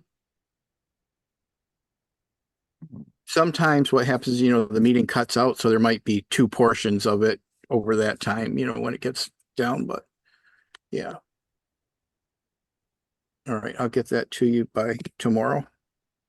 No problem at all. I'm going to watch the other 8 or 9 episodes that I haven't watched yet at a rate of 1 a day when I'm not doing something else. And that way I should burn through them. And my notes will be that sort of descriptor also. But okay. I see Mark is in, and I wanted to say I was impressed by Mark and his meeting running, data collecting, and things. Welcome. And with that, I'll pass the talking feather, maybe to Mark, to see what he's got to say. Okay, I'm not sure the protocols. Is there a talking feather? Do I have to wait my turn? I'm good. I was just inspired. Yeah, no, you're good. Go. Yes, the data. I just thought it was synchronistic that you're focusing on the data, because the screen that you just showed, Marco, is relevant to what we're trying to do with the Ever Living Meetings too, because we're building like a currency, and you're tracking how much time people are in the meetings, and that's kind of like a currency. But we need to track between meetings, and I'm wondering, how did you get those numbers? Did you use Victor's software, or did you use like Zoom's own software? Zoom. Oh, really? Okay, that'd be really convenient, because I'm going to start adding up all the block times from our meetings and the data that we're collecting, and we're starting to get like very practical. And Victor came last night, so Victor, I'm not sure if you actually have some data off of the meeting, so I could put it in the Google folder so that people like Lenny or other people who want to see what the heck's going on. We actually put the voice recordings. We got the vote going on that people said we can record the meeting. So the voice recordings are in the folders too. So if you want to take the voice recording and run it through your system afterwards, then you can process it and see if it's worth beta testing. Because yeah, Lenny, we have to get the ineffability of a human meeting needs to be made effable. Like we need to hold on to and feel like, where are we? Like we need to locate and get clarity on why our meetings aren't resulting in massive levels of cooperation to solve the mega crisis that we're in. And I know Jamin's passionate about this, so we're actually getting a grip on it. Beyond just the talking feather and just beyond like general block times, it's like weird dynamics. Like even today's meeting, we had somebody, I burnt all the block times for like the executor kind of stuff. So then somebody donated me their time, and then I was able to give that time, donate it to somebody else, and we had like these fractal, like it was a weird thing where like it was fun to watch just the giving of time. So that kind of thing, I think, is what makes meetings enjoyable when they're going well, is that kind of like thing. So now we have a way to talk about it. It's like, well, how much did you share? I shared with you 10 seconds that were donated from 2 other people. So it's like you're carrying the whole tribe. They're all thinking together, and you get that oneness feeling. So at the risk of saying too much here, we're definitely in the data collection mode. And when I saw your graphic there, Marco, I was just like, how did you do that? And then Victor, I wanted to know, can you supercharge this somehow? Is that what you're doing with the code? Or maybe I should pass back to Lenny. I don't know how this. I'll take the feather. So the vision that I have that I'm working towards is like the content of the meeting is automatically available within a document that everyone can view, right? So Zoom does this, right? Zoom allows us to show captions, to view full transcript, for example.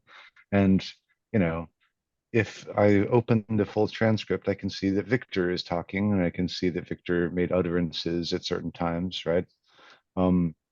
So that's cool. That's that I found that hard to do. Zoom's able to do it because it knows the audio channel that's speaking and which account is associated and the name that's associated with the account and all that kind of stuff. So it can just sort of like add the speaker name, you know, without necessarily knowing my voice, right? If I'm recording using something that doesn't know that, you know, I'm recording through like a common voice channel. So everybody's voice is sort of mixed. And so it can like transcribe the text and whatnot, but not identify the speakers. In that condition, like what is possible, right, is to make the transcript visible, right? Having transcript visible is kind of useful because then like if I space out, then I can go back to the transcript and remind myself of what was said. With the transcript, you can also do useful things like what you know, Lenny and Jacob were saying, right? You can process the text, and now that we have like LLMs like OpenAI, you can ask it virtually anything, you know, any prompt to process that information. So, for example, like you could ask, right? You know, what are the key points that that Victor was making, you know, in this long transcript, so that you can condense the information somehow, right? You can also do things like, you know, identify key themes. And if you identify key themes, then, you know, and identify them across many conversations, then it's possible to like find the conversations that have key themes that are of interest to you, right? And like Lenny was pointing out, right? If you can identify the like pithy sort of segments of text, then you could do something like, well, if you have the navigable information and include in that navigable information maybe like a link to the YouTube video at that precise moment when that was said, then you can kind of get more of a sense of like the human context, you know, within which it arose, right? And sort of watch the video. So you could like find your interests, find the recordings, zoom in on like the specific part of the recordings that's of interest, that kind of thing. The kind of conditions that I think are they're most interesting in a Chizzy perspective are like, you know, find the people that that you might want to collaborate with or converse with, right? Find the projects that that you can that your skill set, your unique skill set and interests like would be most impactful to. Find discover opportunities, right, that exist that maybe the people that are talking like, you know, haven't noticed yet, right? Like this sort of stuff, right? The idea is, I think that like with some support, you know, we can be clear about what it is that's being talked about, and we can like turn conversation into like actions. Yeah. Perfect. Perfect. And if you're complete, we can pass to Lenny. Followed by Jacob. Okay. I'm looking at this and thinking on a first order group, which is human scale. The conversation is just basically each other people meeting people and getting to know where they stand. The second order, which starts at 5 to 8 people and grows from there, is going to be a group that's there to accomplish a function. And what that function is depends on what the group is about. And that's the point we're at now, is just seeing these functional groups starting to go. But I've projected out 8 orders of, I'll call them orders of magnitude, but they're really not magnitudes so much as Fibonacci sized growth patterns. And so by 8 orders, we're talking 100,000s of people, not the entire world, but certainly enough that it makes a difference. But I want to know that every voice who's on a first level group, who's a person talking, has say in things that affect them at whatever level of the game we're playing it. And the game's going to be emergent as all behaviors emerge. But I'd love to work with you, Mark, to talk about some of the theory that you're developing, because I can see areas where we're going to want to use some of this stuff as recruiting tools to find out who's got sharp new ideas that are different from what we've always heard and give them a good airing. Passing to Jacob. Oh, Mark, did you want to respond? Because yeah, I really appreciate your recitation of what the issues were, and yeah, it's really good, you know, Lenny, to get this this sense of shared urgency. So I do appreciate that. I have some slides, so I'll try to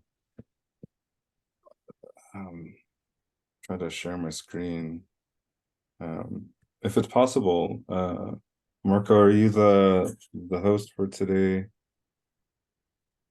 If I could get like a screen share, it's just a couple of slides. Actually, I may be able to do it just like this if you want to use my background as the thing. Let's see.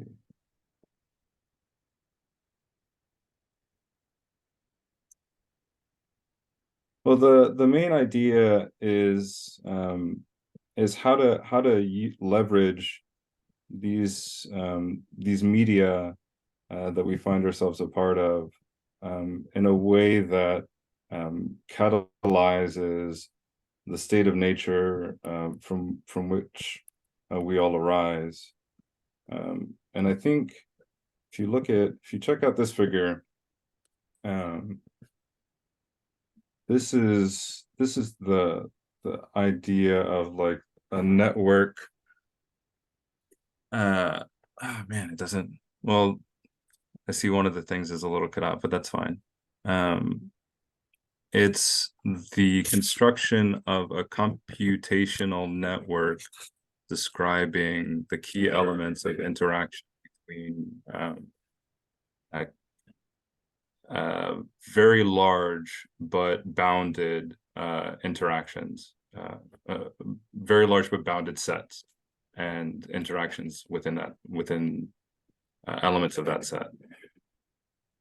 So I've mentioned two words, interactions and sets. We take here, I'm thinking of the set as people. It could be a group of any size, and the elements that they work with.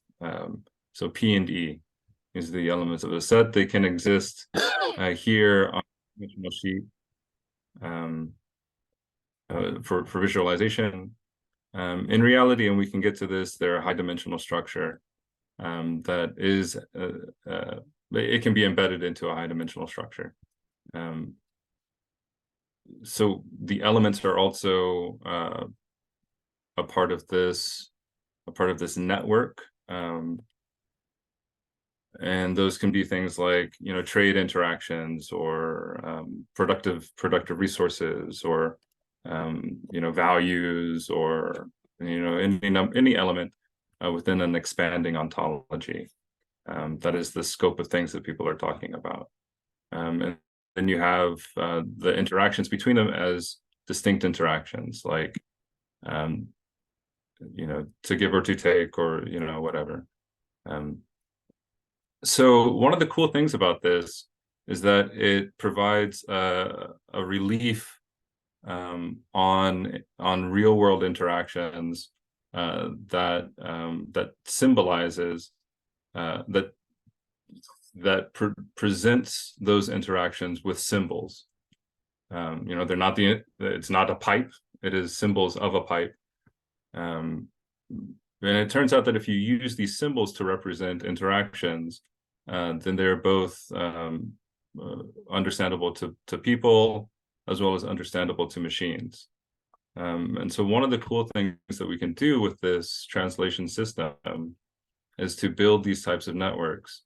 And speaking of this notion of people making contributions, it's interesting that you can do queries on this data set, and you can compensate nodes and edges, collections, broader like geometries that are frequently queried, and compensate the data originators each time that node is queried. So that's kind of fun. And that's just an information level view on this, but the real utility of building systems like this is to really think about how we really interact with one another, to represent that. And it's from a self-based perspective, and people having self-based statements on broader level systems that they may or may not be personally involved in. All of that information can be encoded in this information-rich design space. I've always thought that humanity is interesting in that we are so creative. We like art. We build. We decorate the earth upon which we live with great artifice. And it's interesting that we have this capability to reimagine the world and to be able to move beyond written language and go to symbolic information spaces can actually be, and I think that this is not an overstatement, can be a way to move humanity forward. Because we can leverage all of these great tools, we can talk with one another, we can understand this stuff, we can really have a detailed conversation about what's going on. And one of the cool things that this provides is that you can do this massively in parallel. And with that, I'll yield the. You're passing the feather to me? Yeah, man.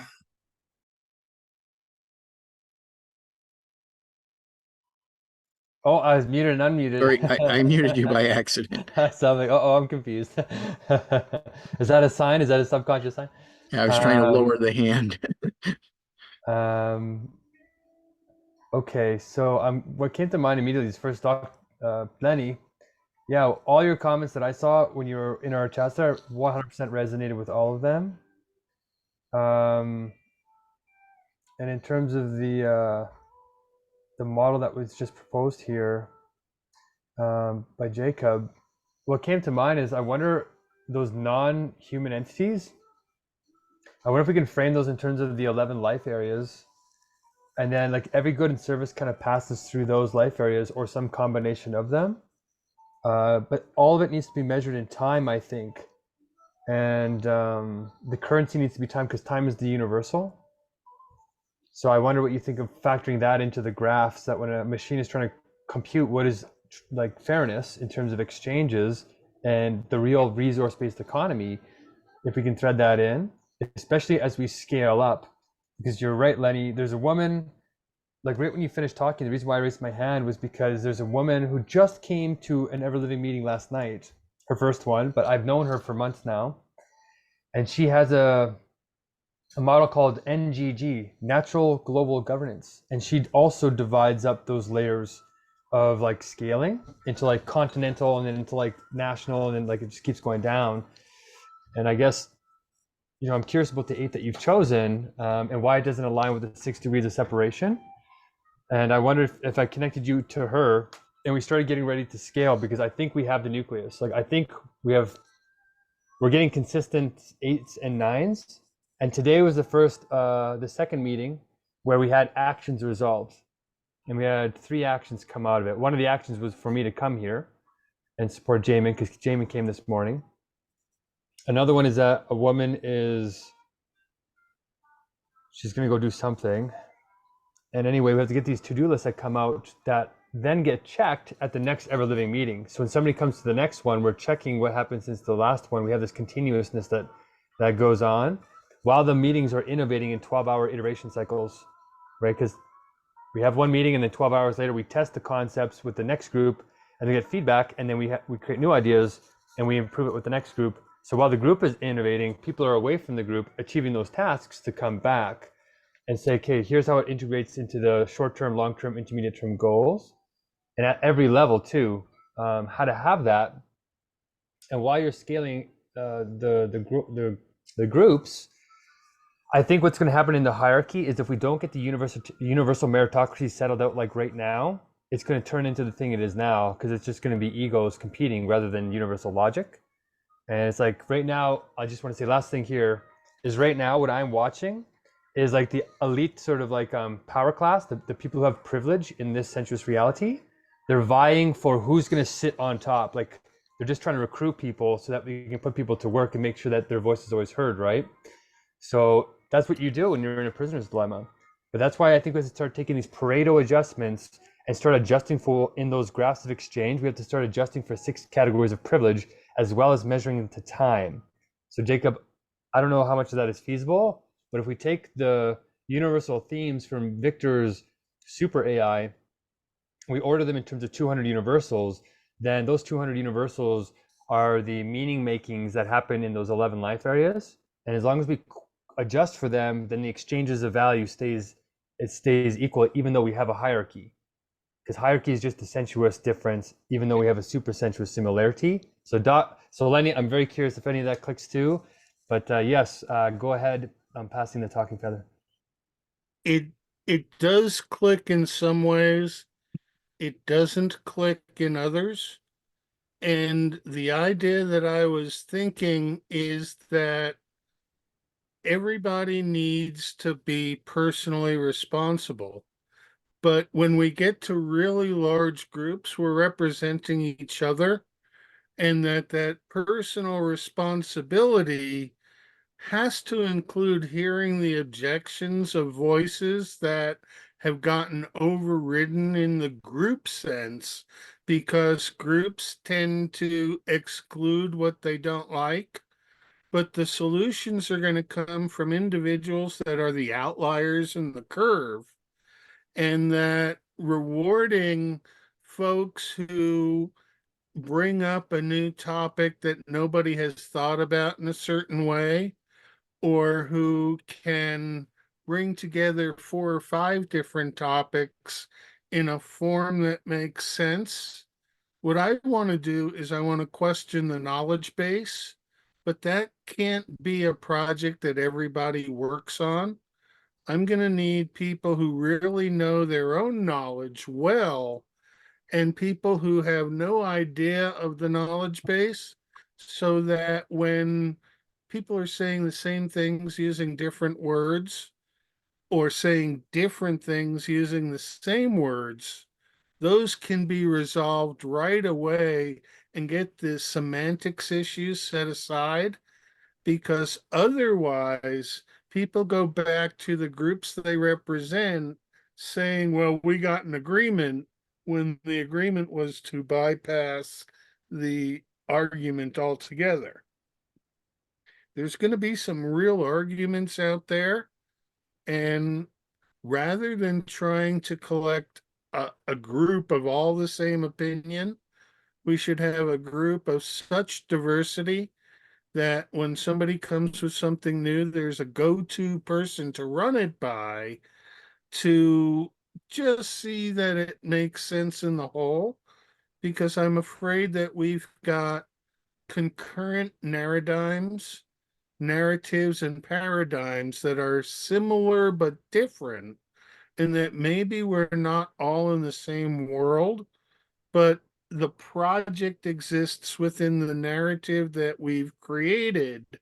And so where we take it might be different, but as long as we're working on peak personality, I'm my best Lenny, you're your best Michael or Mark, Victor's his best Victor, we might not see the changes in our reality.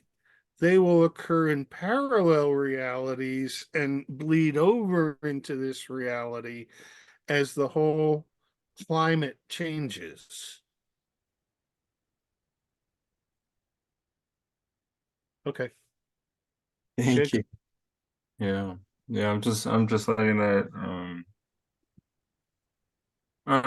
It's always tough for me to think about the pace of these conversations, because I don't know if you there's I think, like we've been talking about, there's a lot of information that does get passed. Yeah, people we're not always singing songs, for instance. So I wanted to get into that notion of metrics and pertinence, the idea of debate, and value systems. I always think that we get the best out of any venture when well informed about what's going on. So even if some of the information is not pertinent now, it's interesting to think about what can be done of it when asked. It goes back to this idea of metadata, and of course, like data sovereignty and data security. But if we're talking about detailing conversations, agreements, trajectories, then it makes sense to, or compensation, then it makes sense to have a very detailed, statement about people's relative or subjective interests in what is presented on offer. I like the idea of what happens when we reach a more egalitarian and upscaled forum for discussion about values. We can start to act upon this information revolution in an economic fashion, at whatever scale you're interested in doing this, through the description of a demand-driven economy. So it's not as so there are some places that value sitting on cushions with good posture. There's some places for which that is not a value.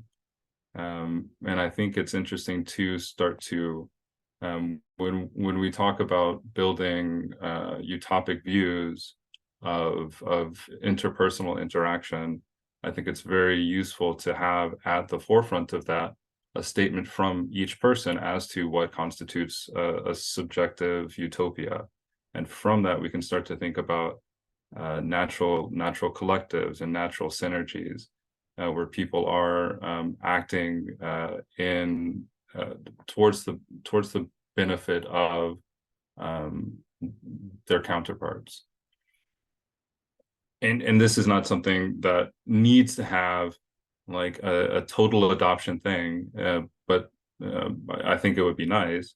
But even in the pairwise case of two people, there is a benefit of having some means of organizing, very oftentimes detailed, but at least detailed conversation, oftentimes detailed conversation, but most of the time progressing in some conversation that progresses towards some direction, because that is the nature of conversation, even in song. So the basic note, is we can build that, and I like this idea of what happens when we accept plurality, as Linear pointing out, like when we validate the fact that there is a diversity of opinion.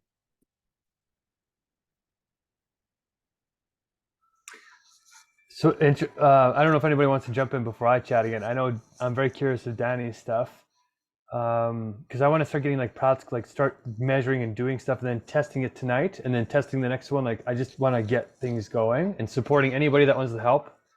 Just like we're gonna give people, it has to be free at this point. I would really like people to take the vow of unabandonment. I would really think that would solve a lot of problems.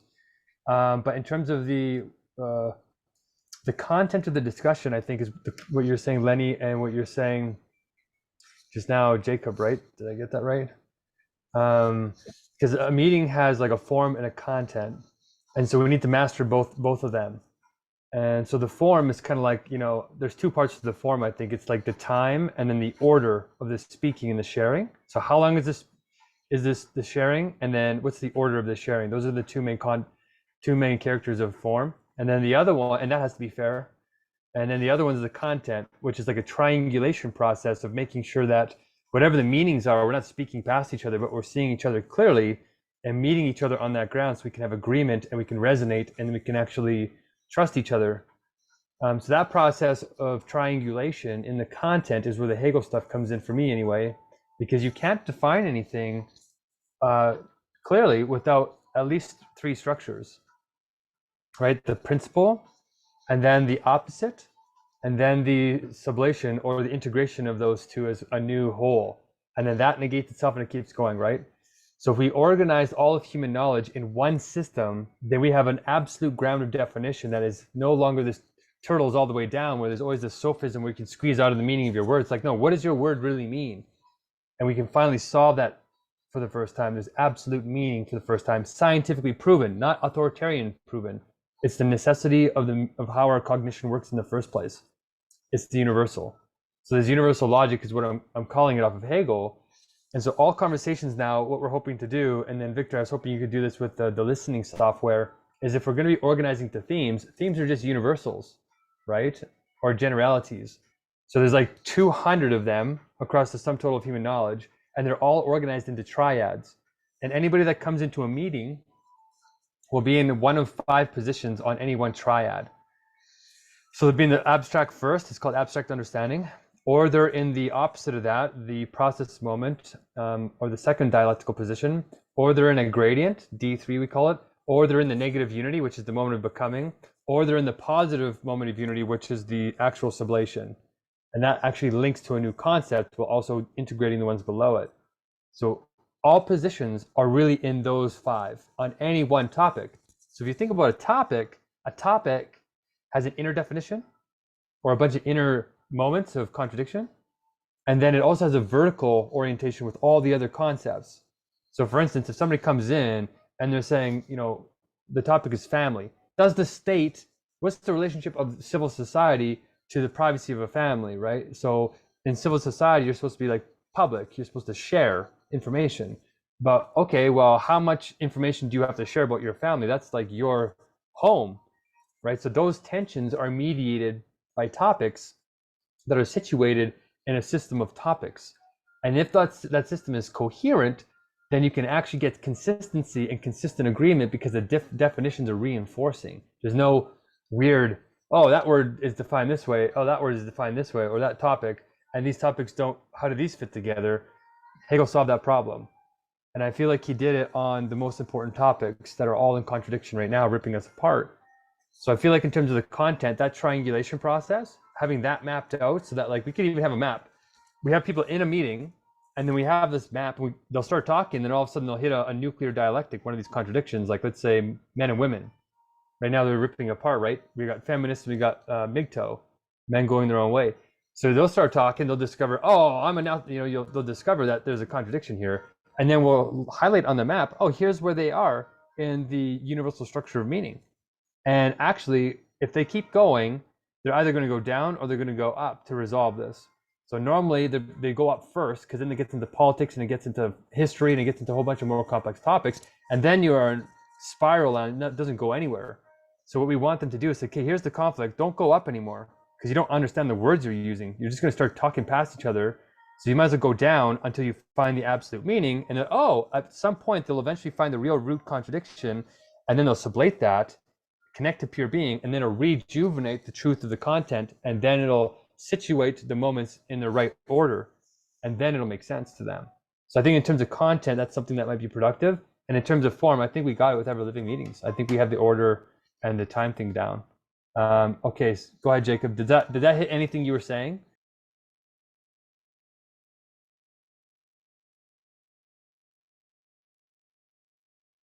Oh, I think you're on mute. I passed. Oh yeah.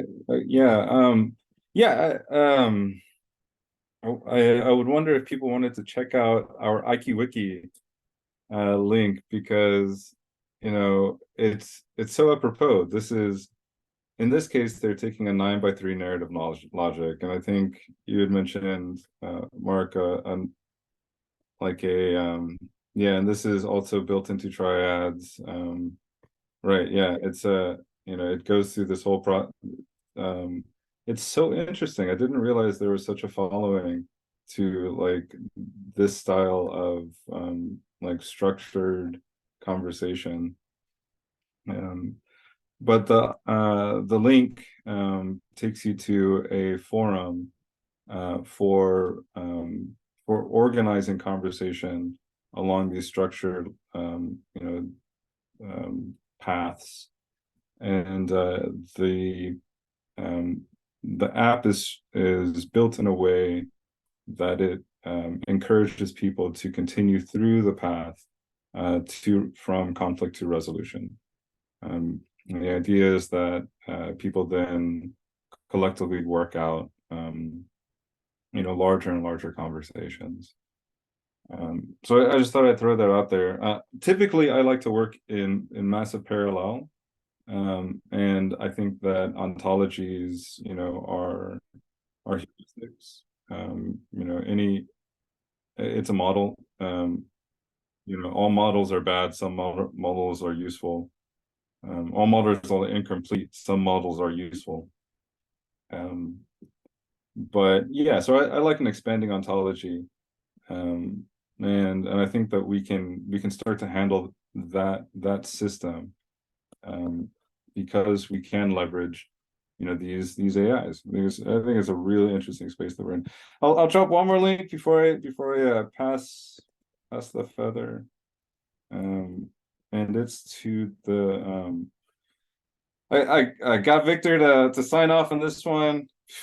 Thanks for your help on this. But if you read through this this Git repo, you can see the two figures I dropped previously, and let's see. Yeah, it's like it's a proposal. Milestone 1 adds the ability to roll out Chizzy as a service, as a software service. It also provides some. It's not detailed in there. It was written for a different audience. I'll be sure to add it soon. But Milestone 1 can provide for the direct knowledge compensation idea that we were talking about before, as well as, perhaps not in this particular instance, but in the future with keywording, you can also look at other non-social economies, so like real transaction stuffs. So I'll pass the feather now. Hey, Jamin, you're on. Hey, what's up? Hey, Jacob. Looks like exciting stuff you guys are working on there. I had to just step out for a little bit, but I'm back now, and then I'll be back at the computer in about 3 minutes, and ready to rock and roll. Great to have you back, Jacob. We've been missing you. Yeah, it's good to see what's happening. You guys are kicking it. This is great. Yeah, it's really good. Oh my goodness. Just now moving forward by leaps and bounds, and wait till you hear about the after party, which is an amazing concept that we've been developing and are getting very close to launching. So more on that in a minute. I'm just kind of getting back to the house here. So bear with me. We will forgive your tardiness. So yeah, I guess it looks like we're ready for a show, aren't we? Hey, it was a good conversation. Thanks everybody for participating. There's definitely a lot of data and metadata that once we figure out how to see how we can use it will be pertinent across a lot of different fields. So I'm encouraged, and we'll have deeper conversations as things go on. Yeah. I have a lot to say, but I'm just looking over the links here that you sent, Jacob, and were you just jumping off, Lenny? Is that what you were saying? No, Lenny was just demarking the time that we're about to start a recording shortly here, or another recording, I suppose. Yeah, Jamin will end this one and start the new one in a couple minutes. And I'm just so excited that Jacob and Doc Time and Mark are here, and Victor. I hope Brett comes back, but I couldn't imagine a better cohort for today's conversation. Hope that Hope and Sienna will come in as well, but I don't think that I need to worry about that given the caliber of people that are here right How do I do that heart thing? And I can't believe the caliber of the translation that you just put in the chat, Victor. Was that the AI listening to me and just deciphering that, or did you pull it up from a website or something? That was a prompt to ChatGPT 4.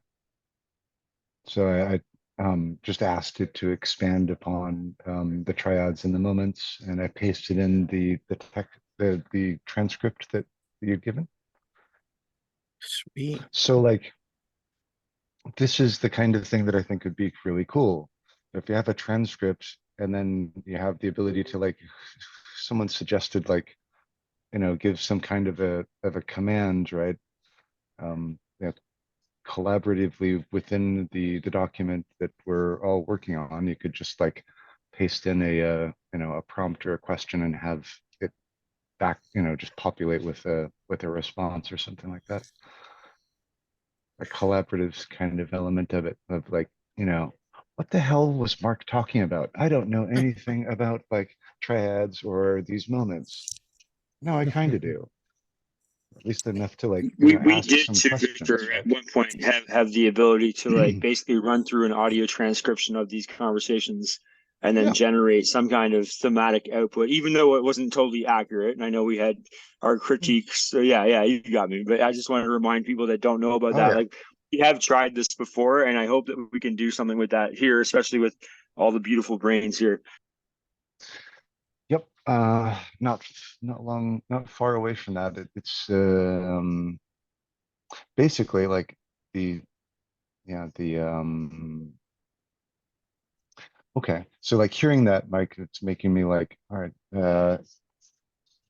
want to go back through and focus for a little bit on the just content generation aspect of it, as opposed to like the real time, like I think you have time conversation before enabling Jamin aspect. comes. Yeah, before Jamin Yeah. comes back, please go ahead. That would be awesome, just for everyone here who hasn't heard it before. Oh, right. No. So yeah, the gist is, okay, we have these recordings, and you can put them up on YouTube, and then they're discoverable.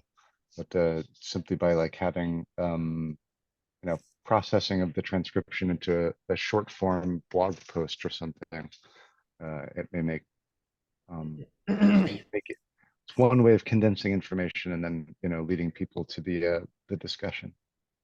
So yeah, that's a thing. It's a thing that's possible to do. If there is No, a thank you, Victor. I was just collective letting human Jacob and Mark know superintelligence, that. Sorry. yeah. So for example, if we wanted to spin up a collective human superintelligence podcast, like a blog associated with it, like we'd be able to populate that with summaries of the individual podcast sessions, or whatever, however we'd want to process that content. How long will that? Oh, so Jamin's back. Are we starting a new recording? We have. Well, no, hold on. Before we jump from that, Mark, but Victor, if you can, we have one at least from when Gavin and Doc Time. I think it was Doc Time's very first session, not the long form conversation that they had, but we have an example of that. I think that's what Mark was about to ask. And Mark, go ahead. But Jamin, when you are ready, we're kind of waiting on you to kind of like and break, so let's switch recordings. Okay, so ending the present recording in 3. Well, wait. Let Mark ask you the question before you do this. Let Mark ask you the question before you do this. Yep. Yeah, to end this recording, I was almost thinking we do have enough here, but Victor, one thing is, can you take the wiki that Jacob posted with that prompt of the 5 positions and get ChatGPT to see if it can align those 2 models quickly? And then also, my intuition is saying, instead of just talking about this, let's have an ever living meeting right now, or start measuring things. And I'm wondering, where should we pick off from where you guys left off with it, and then seeing if we can bridge them from the work you've already done to where we're experimenting twice a day. That's my suggestion. I don't know where people want to go, but I don't know if that's a good way to end this recording. But I feel like it's progressive. But sorry, Victor, you raised your hand. Yeah, the thing that I was raising my hand about was, well, it seems I can imagine a way of proceeding where we work within the ever living meeting structure, the thing that was coming up, or that I'm curious about, right, is the application of 5 moments or generalities, and like how how I can start seeing the opportunity to move, maybe from one to another. It seems as though like the movement is from like abstract. I mean, just looking at the the thing I put in the chat, if it's linear like that, or if the aim is to move from abstract understanding to positive unity, like I'm curious about the movement, right? Yeah, it is one direction. You do start here and you do go that way. That's how all learning happens. So the second thing was like I'm unsure like how this relates to Jacob, what you were sharing earlier. I opened up the Git repo, and I'm looking at these the public sphere technologies post, and I'm looking at the sort of topological view. I'm guessing that like the kind of moves that are available within these different social network topologies, like well, I'm Yeah, looking at it's yeah, so I'm trying to see like if there's something that we can borrow from like what you've gestured at and I include in a kind of intention within the meeting, basically. Right? oh yeah, intention. I mean, I like set theory. Recording in progress. I like set theory. It's accessible. You can think about natural clusters, that are present. Yeah, I mean, but topological provides for the ability to see that expanding shape, to see that expanding shape. The theory goes that there is an abstract space from which we are finding samples, and we can observe the features of the sampling and maybe get some estimate about the larger scale structure. And so I always like to detail that as fully as possible. And clustering is really easy to do because you can think about alignment with respect to like the issues in some normalized space. But the features that you can query in that space are directly related to the number of features in that system. And the cool thing about topology is that it has a unique definition for each shape, so that you can actually measure the shapes that are present within that system. And in this case, the shapes are semantic and knowledge, full.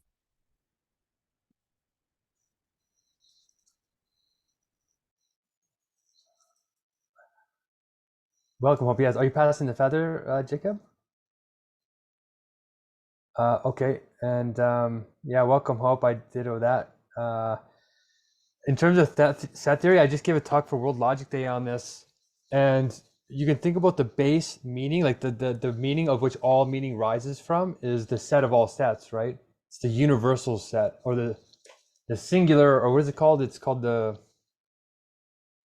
simpliciter. It's like the one set simpliciter. It just is. And that's what Hegel calls pure being. And it's immediate. If you try and say what the content of it is, it's not the null set, because the null set is already defined.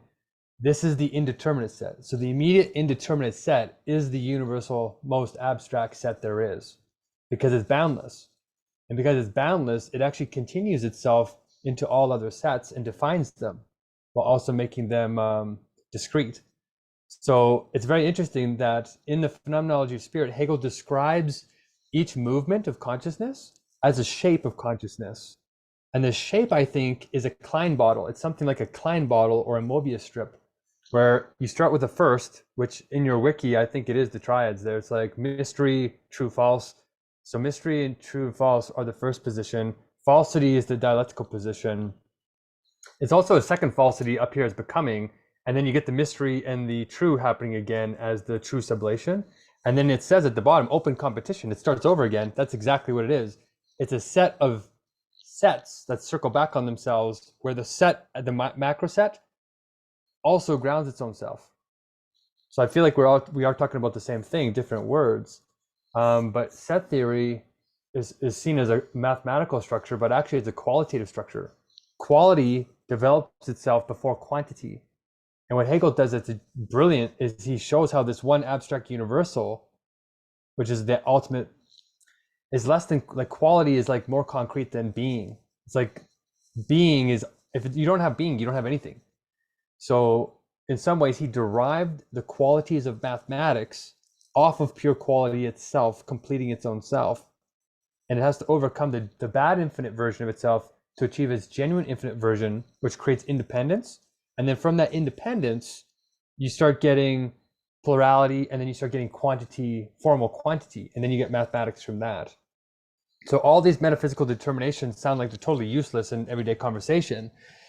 But in terms of the matching, Victor, what Hegel did that's really smart is he took this metaphysics, the science of logic in itself, and he shows how it's just an alignment process with what we see in physical reality. So for instance, the base universal is pure being, right? Immediate indeterminacy, the set of all sets. This purely logical abstract determination, pure being, repeats itself again in the created world. And it's what we call space. So space is the shape of pure being in our created world, and not just in the a priori world of pure abstract thought. Then the next move is time. Time is the shape of abstract immediate negation from the logic off of the origin of pure being. So we're seeing that the movements, the triadic movements in the metaphysics, is actually grounding the true structures and the true understanding of physics that then turns into organic physics, and it just keeps going up until you basically map out the human mind, and then you map out the plurality of the human mind is really what society is, and then you get that, and you get the plurality of states, and that's what international politics are, and then you get art, religion, and philosophy as the modes in which all those individuals operate. So I feel like if we organize the themes in that way, we start creating a super coherence in the content, and we can start getting to agreement quickly, because people are fighting on some level of this structure, right? The triads are not, they're all like disentangled, they're all like combobulated, it's a mess, because nobody has to define the words they're using very well. Most people can define the words they're using probably 1, 2, 3, 4, maybe layers deep. But Hegel defines every word 200 layers deep and gets to the absolute foundation and says, is your word emanating, is the meaning of your word emanating off of this truth? And this is a self-justifying truth. If it's not, then you're going to reinforce the definitions of your word at some point with violence or authority. Because if it's not truth, it's got to be contingency. And contingency is not based on anything but abstract will. So that's where I feel like set theory, all these types of different words we're using is really just these 5 steps happening at different levels of concretion. And our job now is a recognition process of the energy signatures in our material world that aligns with the way Hegel did it in the metaphysics, because I think he's right. So I feel like if every conversation we go in there, we say, hey, AI, look at the topology of the conversation here. What's the ontological epistemological structure? It's going to say, well, what do you want me to line it with? And we're going to say this metaphysical Hegelian thing, science of logic. And it might actually go through and find the words and actually position them in the map and say, okay, these 2 people are conflicting on these 3 dialectics at this level, and then this person's conflicting up here. In about 10 minutes, these people are going to go 4 layers deep and then get into the authority because they don't have the words grounded. And then this is going to light on fire, and then it's going to cause these people to get triggered, and then it's going to be a big mess because these ones are supposed to be grounding these ones. So I think it can start to show how the opposite of coherence can happen. Like dissonance can also amplify itself. And so if we can see where people are in the structure, we can kind of see how much time do we have before abstract negations compound themselves, and then we get into double binds. When you have 2 nuclear dialectics or 2 contradictions that come into play and neither of them is solved or sublated, then you can get into no-win situations that are in no-win situations. I feel like I'm getting a little bit too deep, but anyway, I feel like the conversation has to get into this kind of structure, or else double binds rips your team apart no matter what. Is there a way to program that? And Jacob, does that align with anything you just said in terms of set theory? Did any of that make sense? I don't know, Victor, if you wanted to jump in, but I I come from the perspective, as I've tried to like try to show. I come from the perspective of like data being paramount, and models being always wrong in some way, but sometimes useful. And so, you know, I recognize that people do have, I guess, frames of reference that are useful. And I think that there are a plurality of those. And it's interesting that should due diligence be done in the data collection phase and the data storage phase, then it's very easy to accommodate the many views that people will want to take on the data. So, you know, I'm not going to get into the philosophy of it, but from a physical point of view, you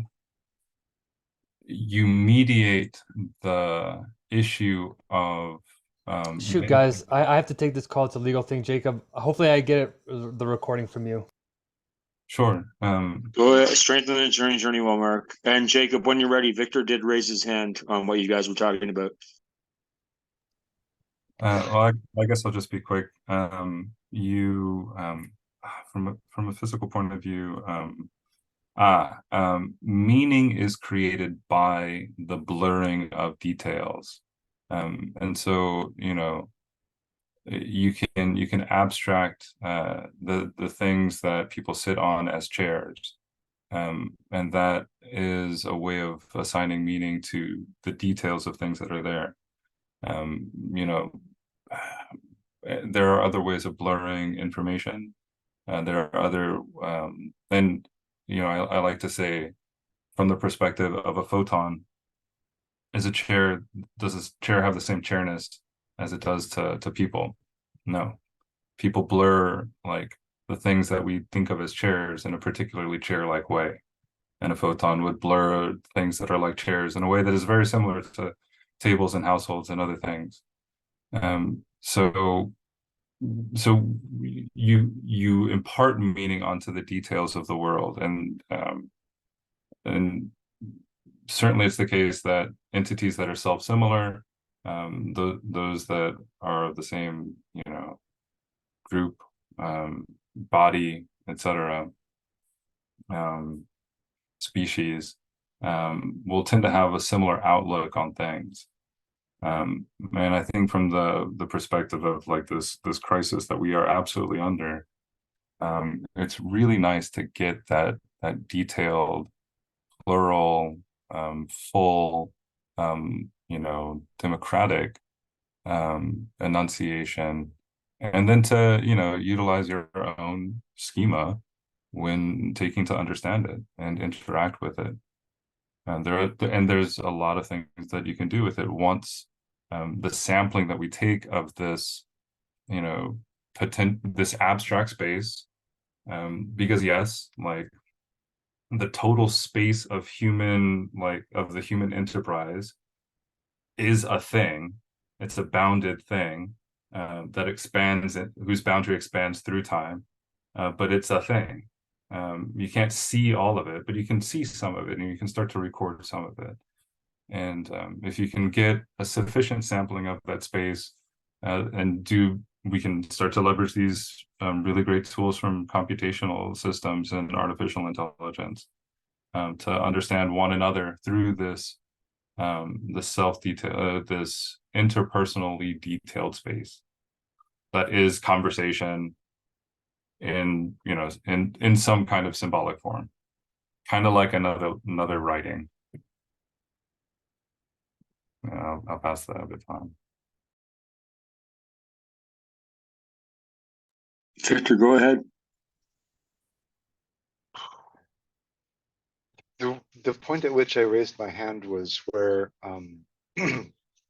Jacob, you said something that was meaningful to me. Like it stuck with me at the entire conversation or throughout your entire share, and I end up therefore missing the rest of it. So the salient thing that came up was like data being the foundation, most fundamental, and the notion that on top of that you get processing through models. There's like, it reminds me of a kind of practice of being with others, wherein like what I reflect, right, or rather what I share, right, I might reflect from my direct experience.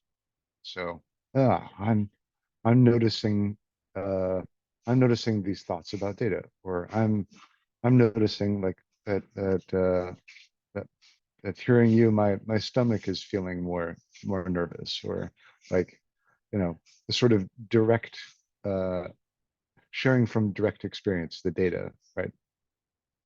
And that by instead of doing that, or not connecting sort of the layers of abstraction that we move along, that you can add progressive error.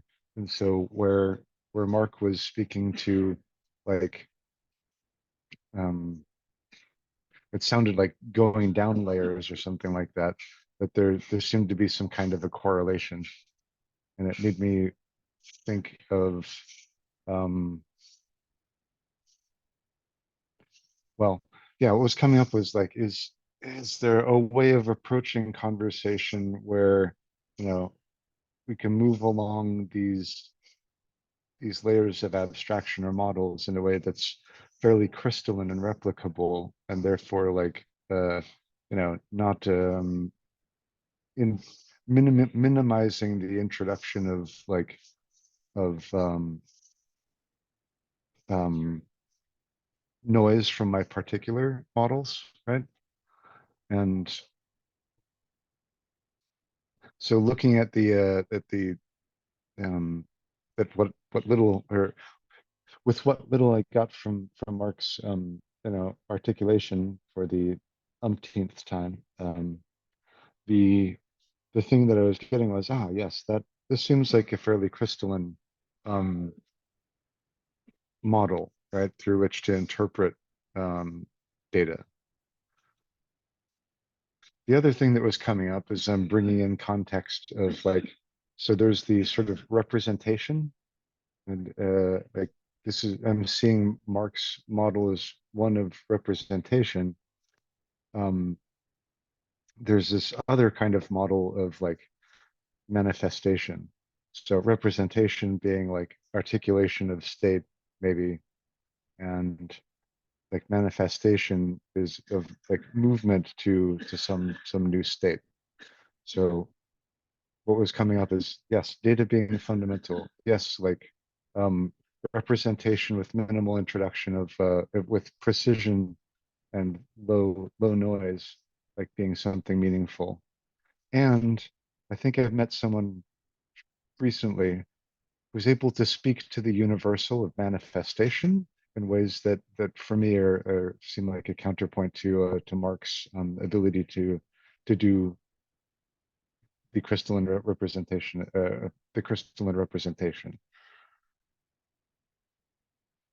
Yeah, so thank you for letting me get that out.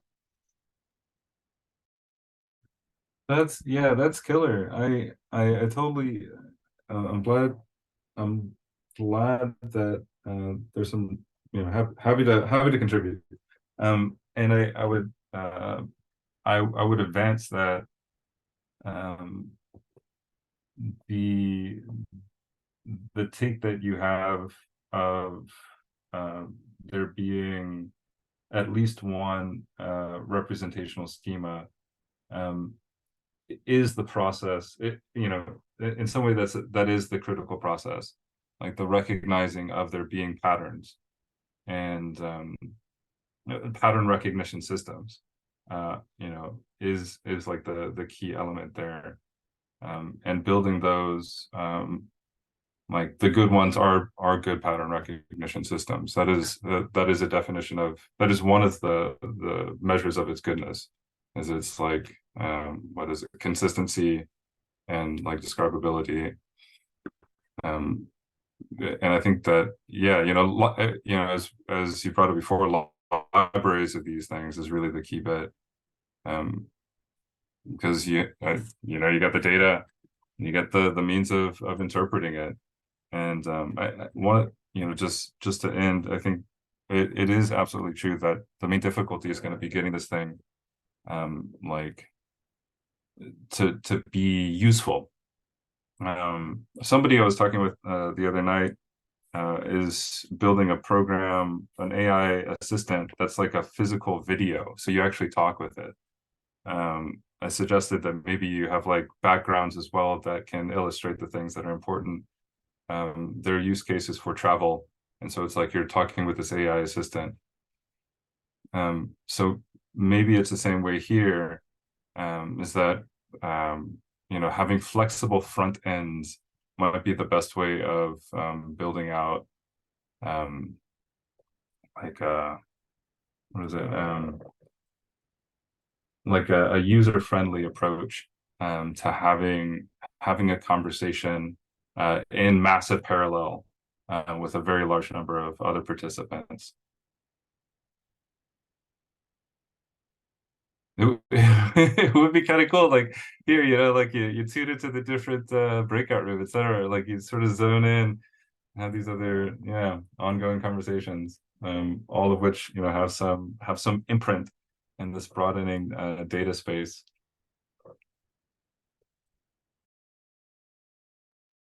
I don't know if no, Jacob, I'm following along with you, and I don't know if Jamin. Oh, Hope, go ahead. You raised your hand. This is great. Hope, you haven't met Jacob yet. Jacob and Victor are brilliant people, but Hope, go ahead.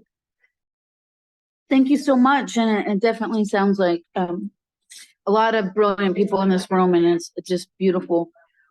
A lot of this really reminds me in a lot of ways, especially from the topological level of category theory. But I know this might seem like a bit didactic or redundant, or even just kind of shallow, but Hope, take your time. Don't worry. Take your time, please. You haven't met Jacob yet, and I don't know if you've met Victor or Doc Time yet. So take your time. okay.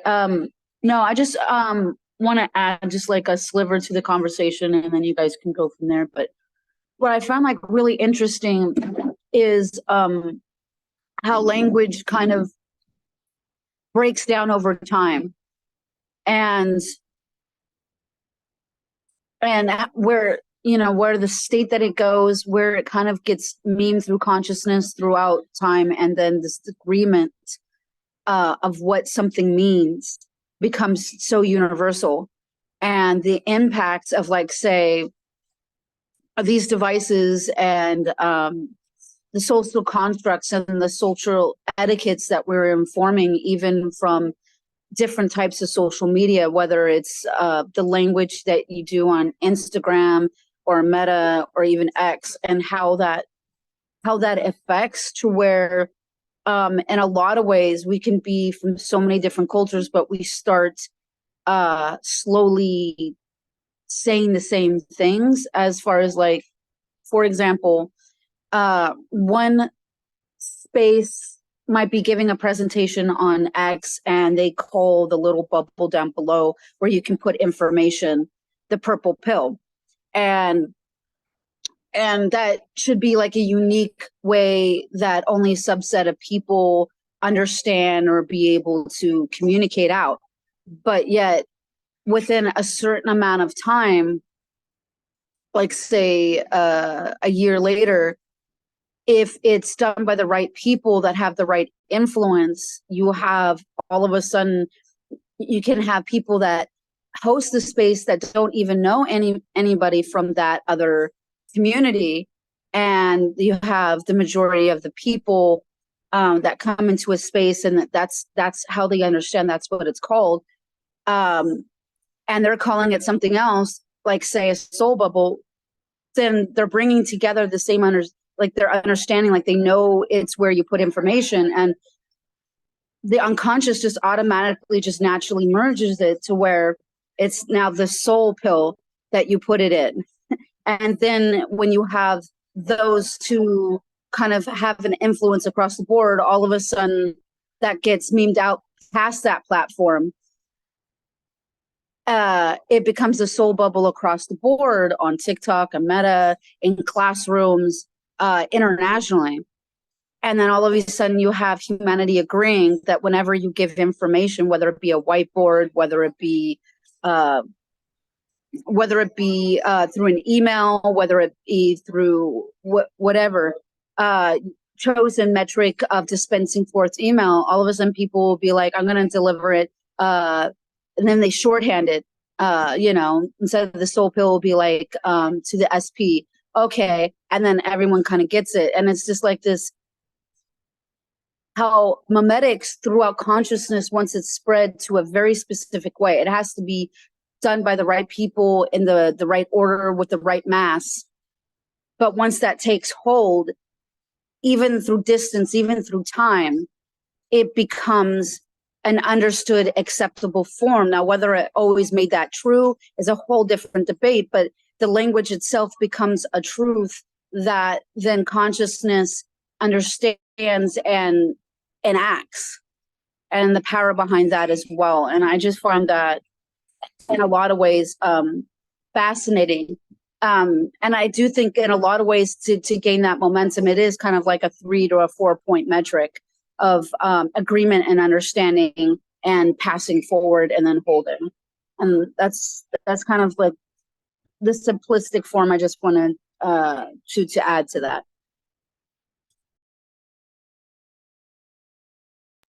Jamin, do you want to step in there at all? I kind of feel like it's a little bit past my pay grade, and that's okay.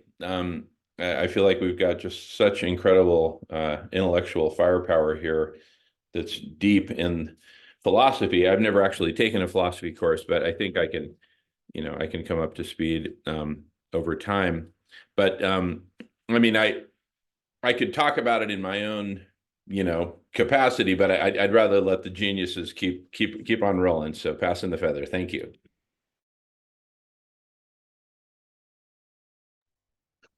Do we want to take this moment to switch to the new recording? I think Jamin already did that. No, actually did not. I was, it was just, flowing over from the previous conversation. So I'm very happy to stop this recording and start a new one and officially, kick off. The start is near. Go ahead, Victor.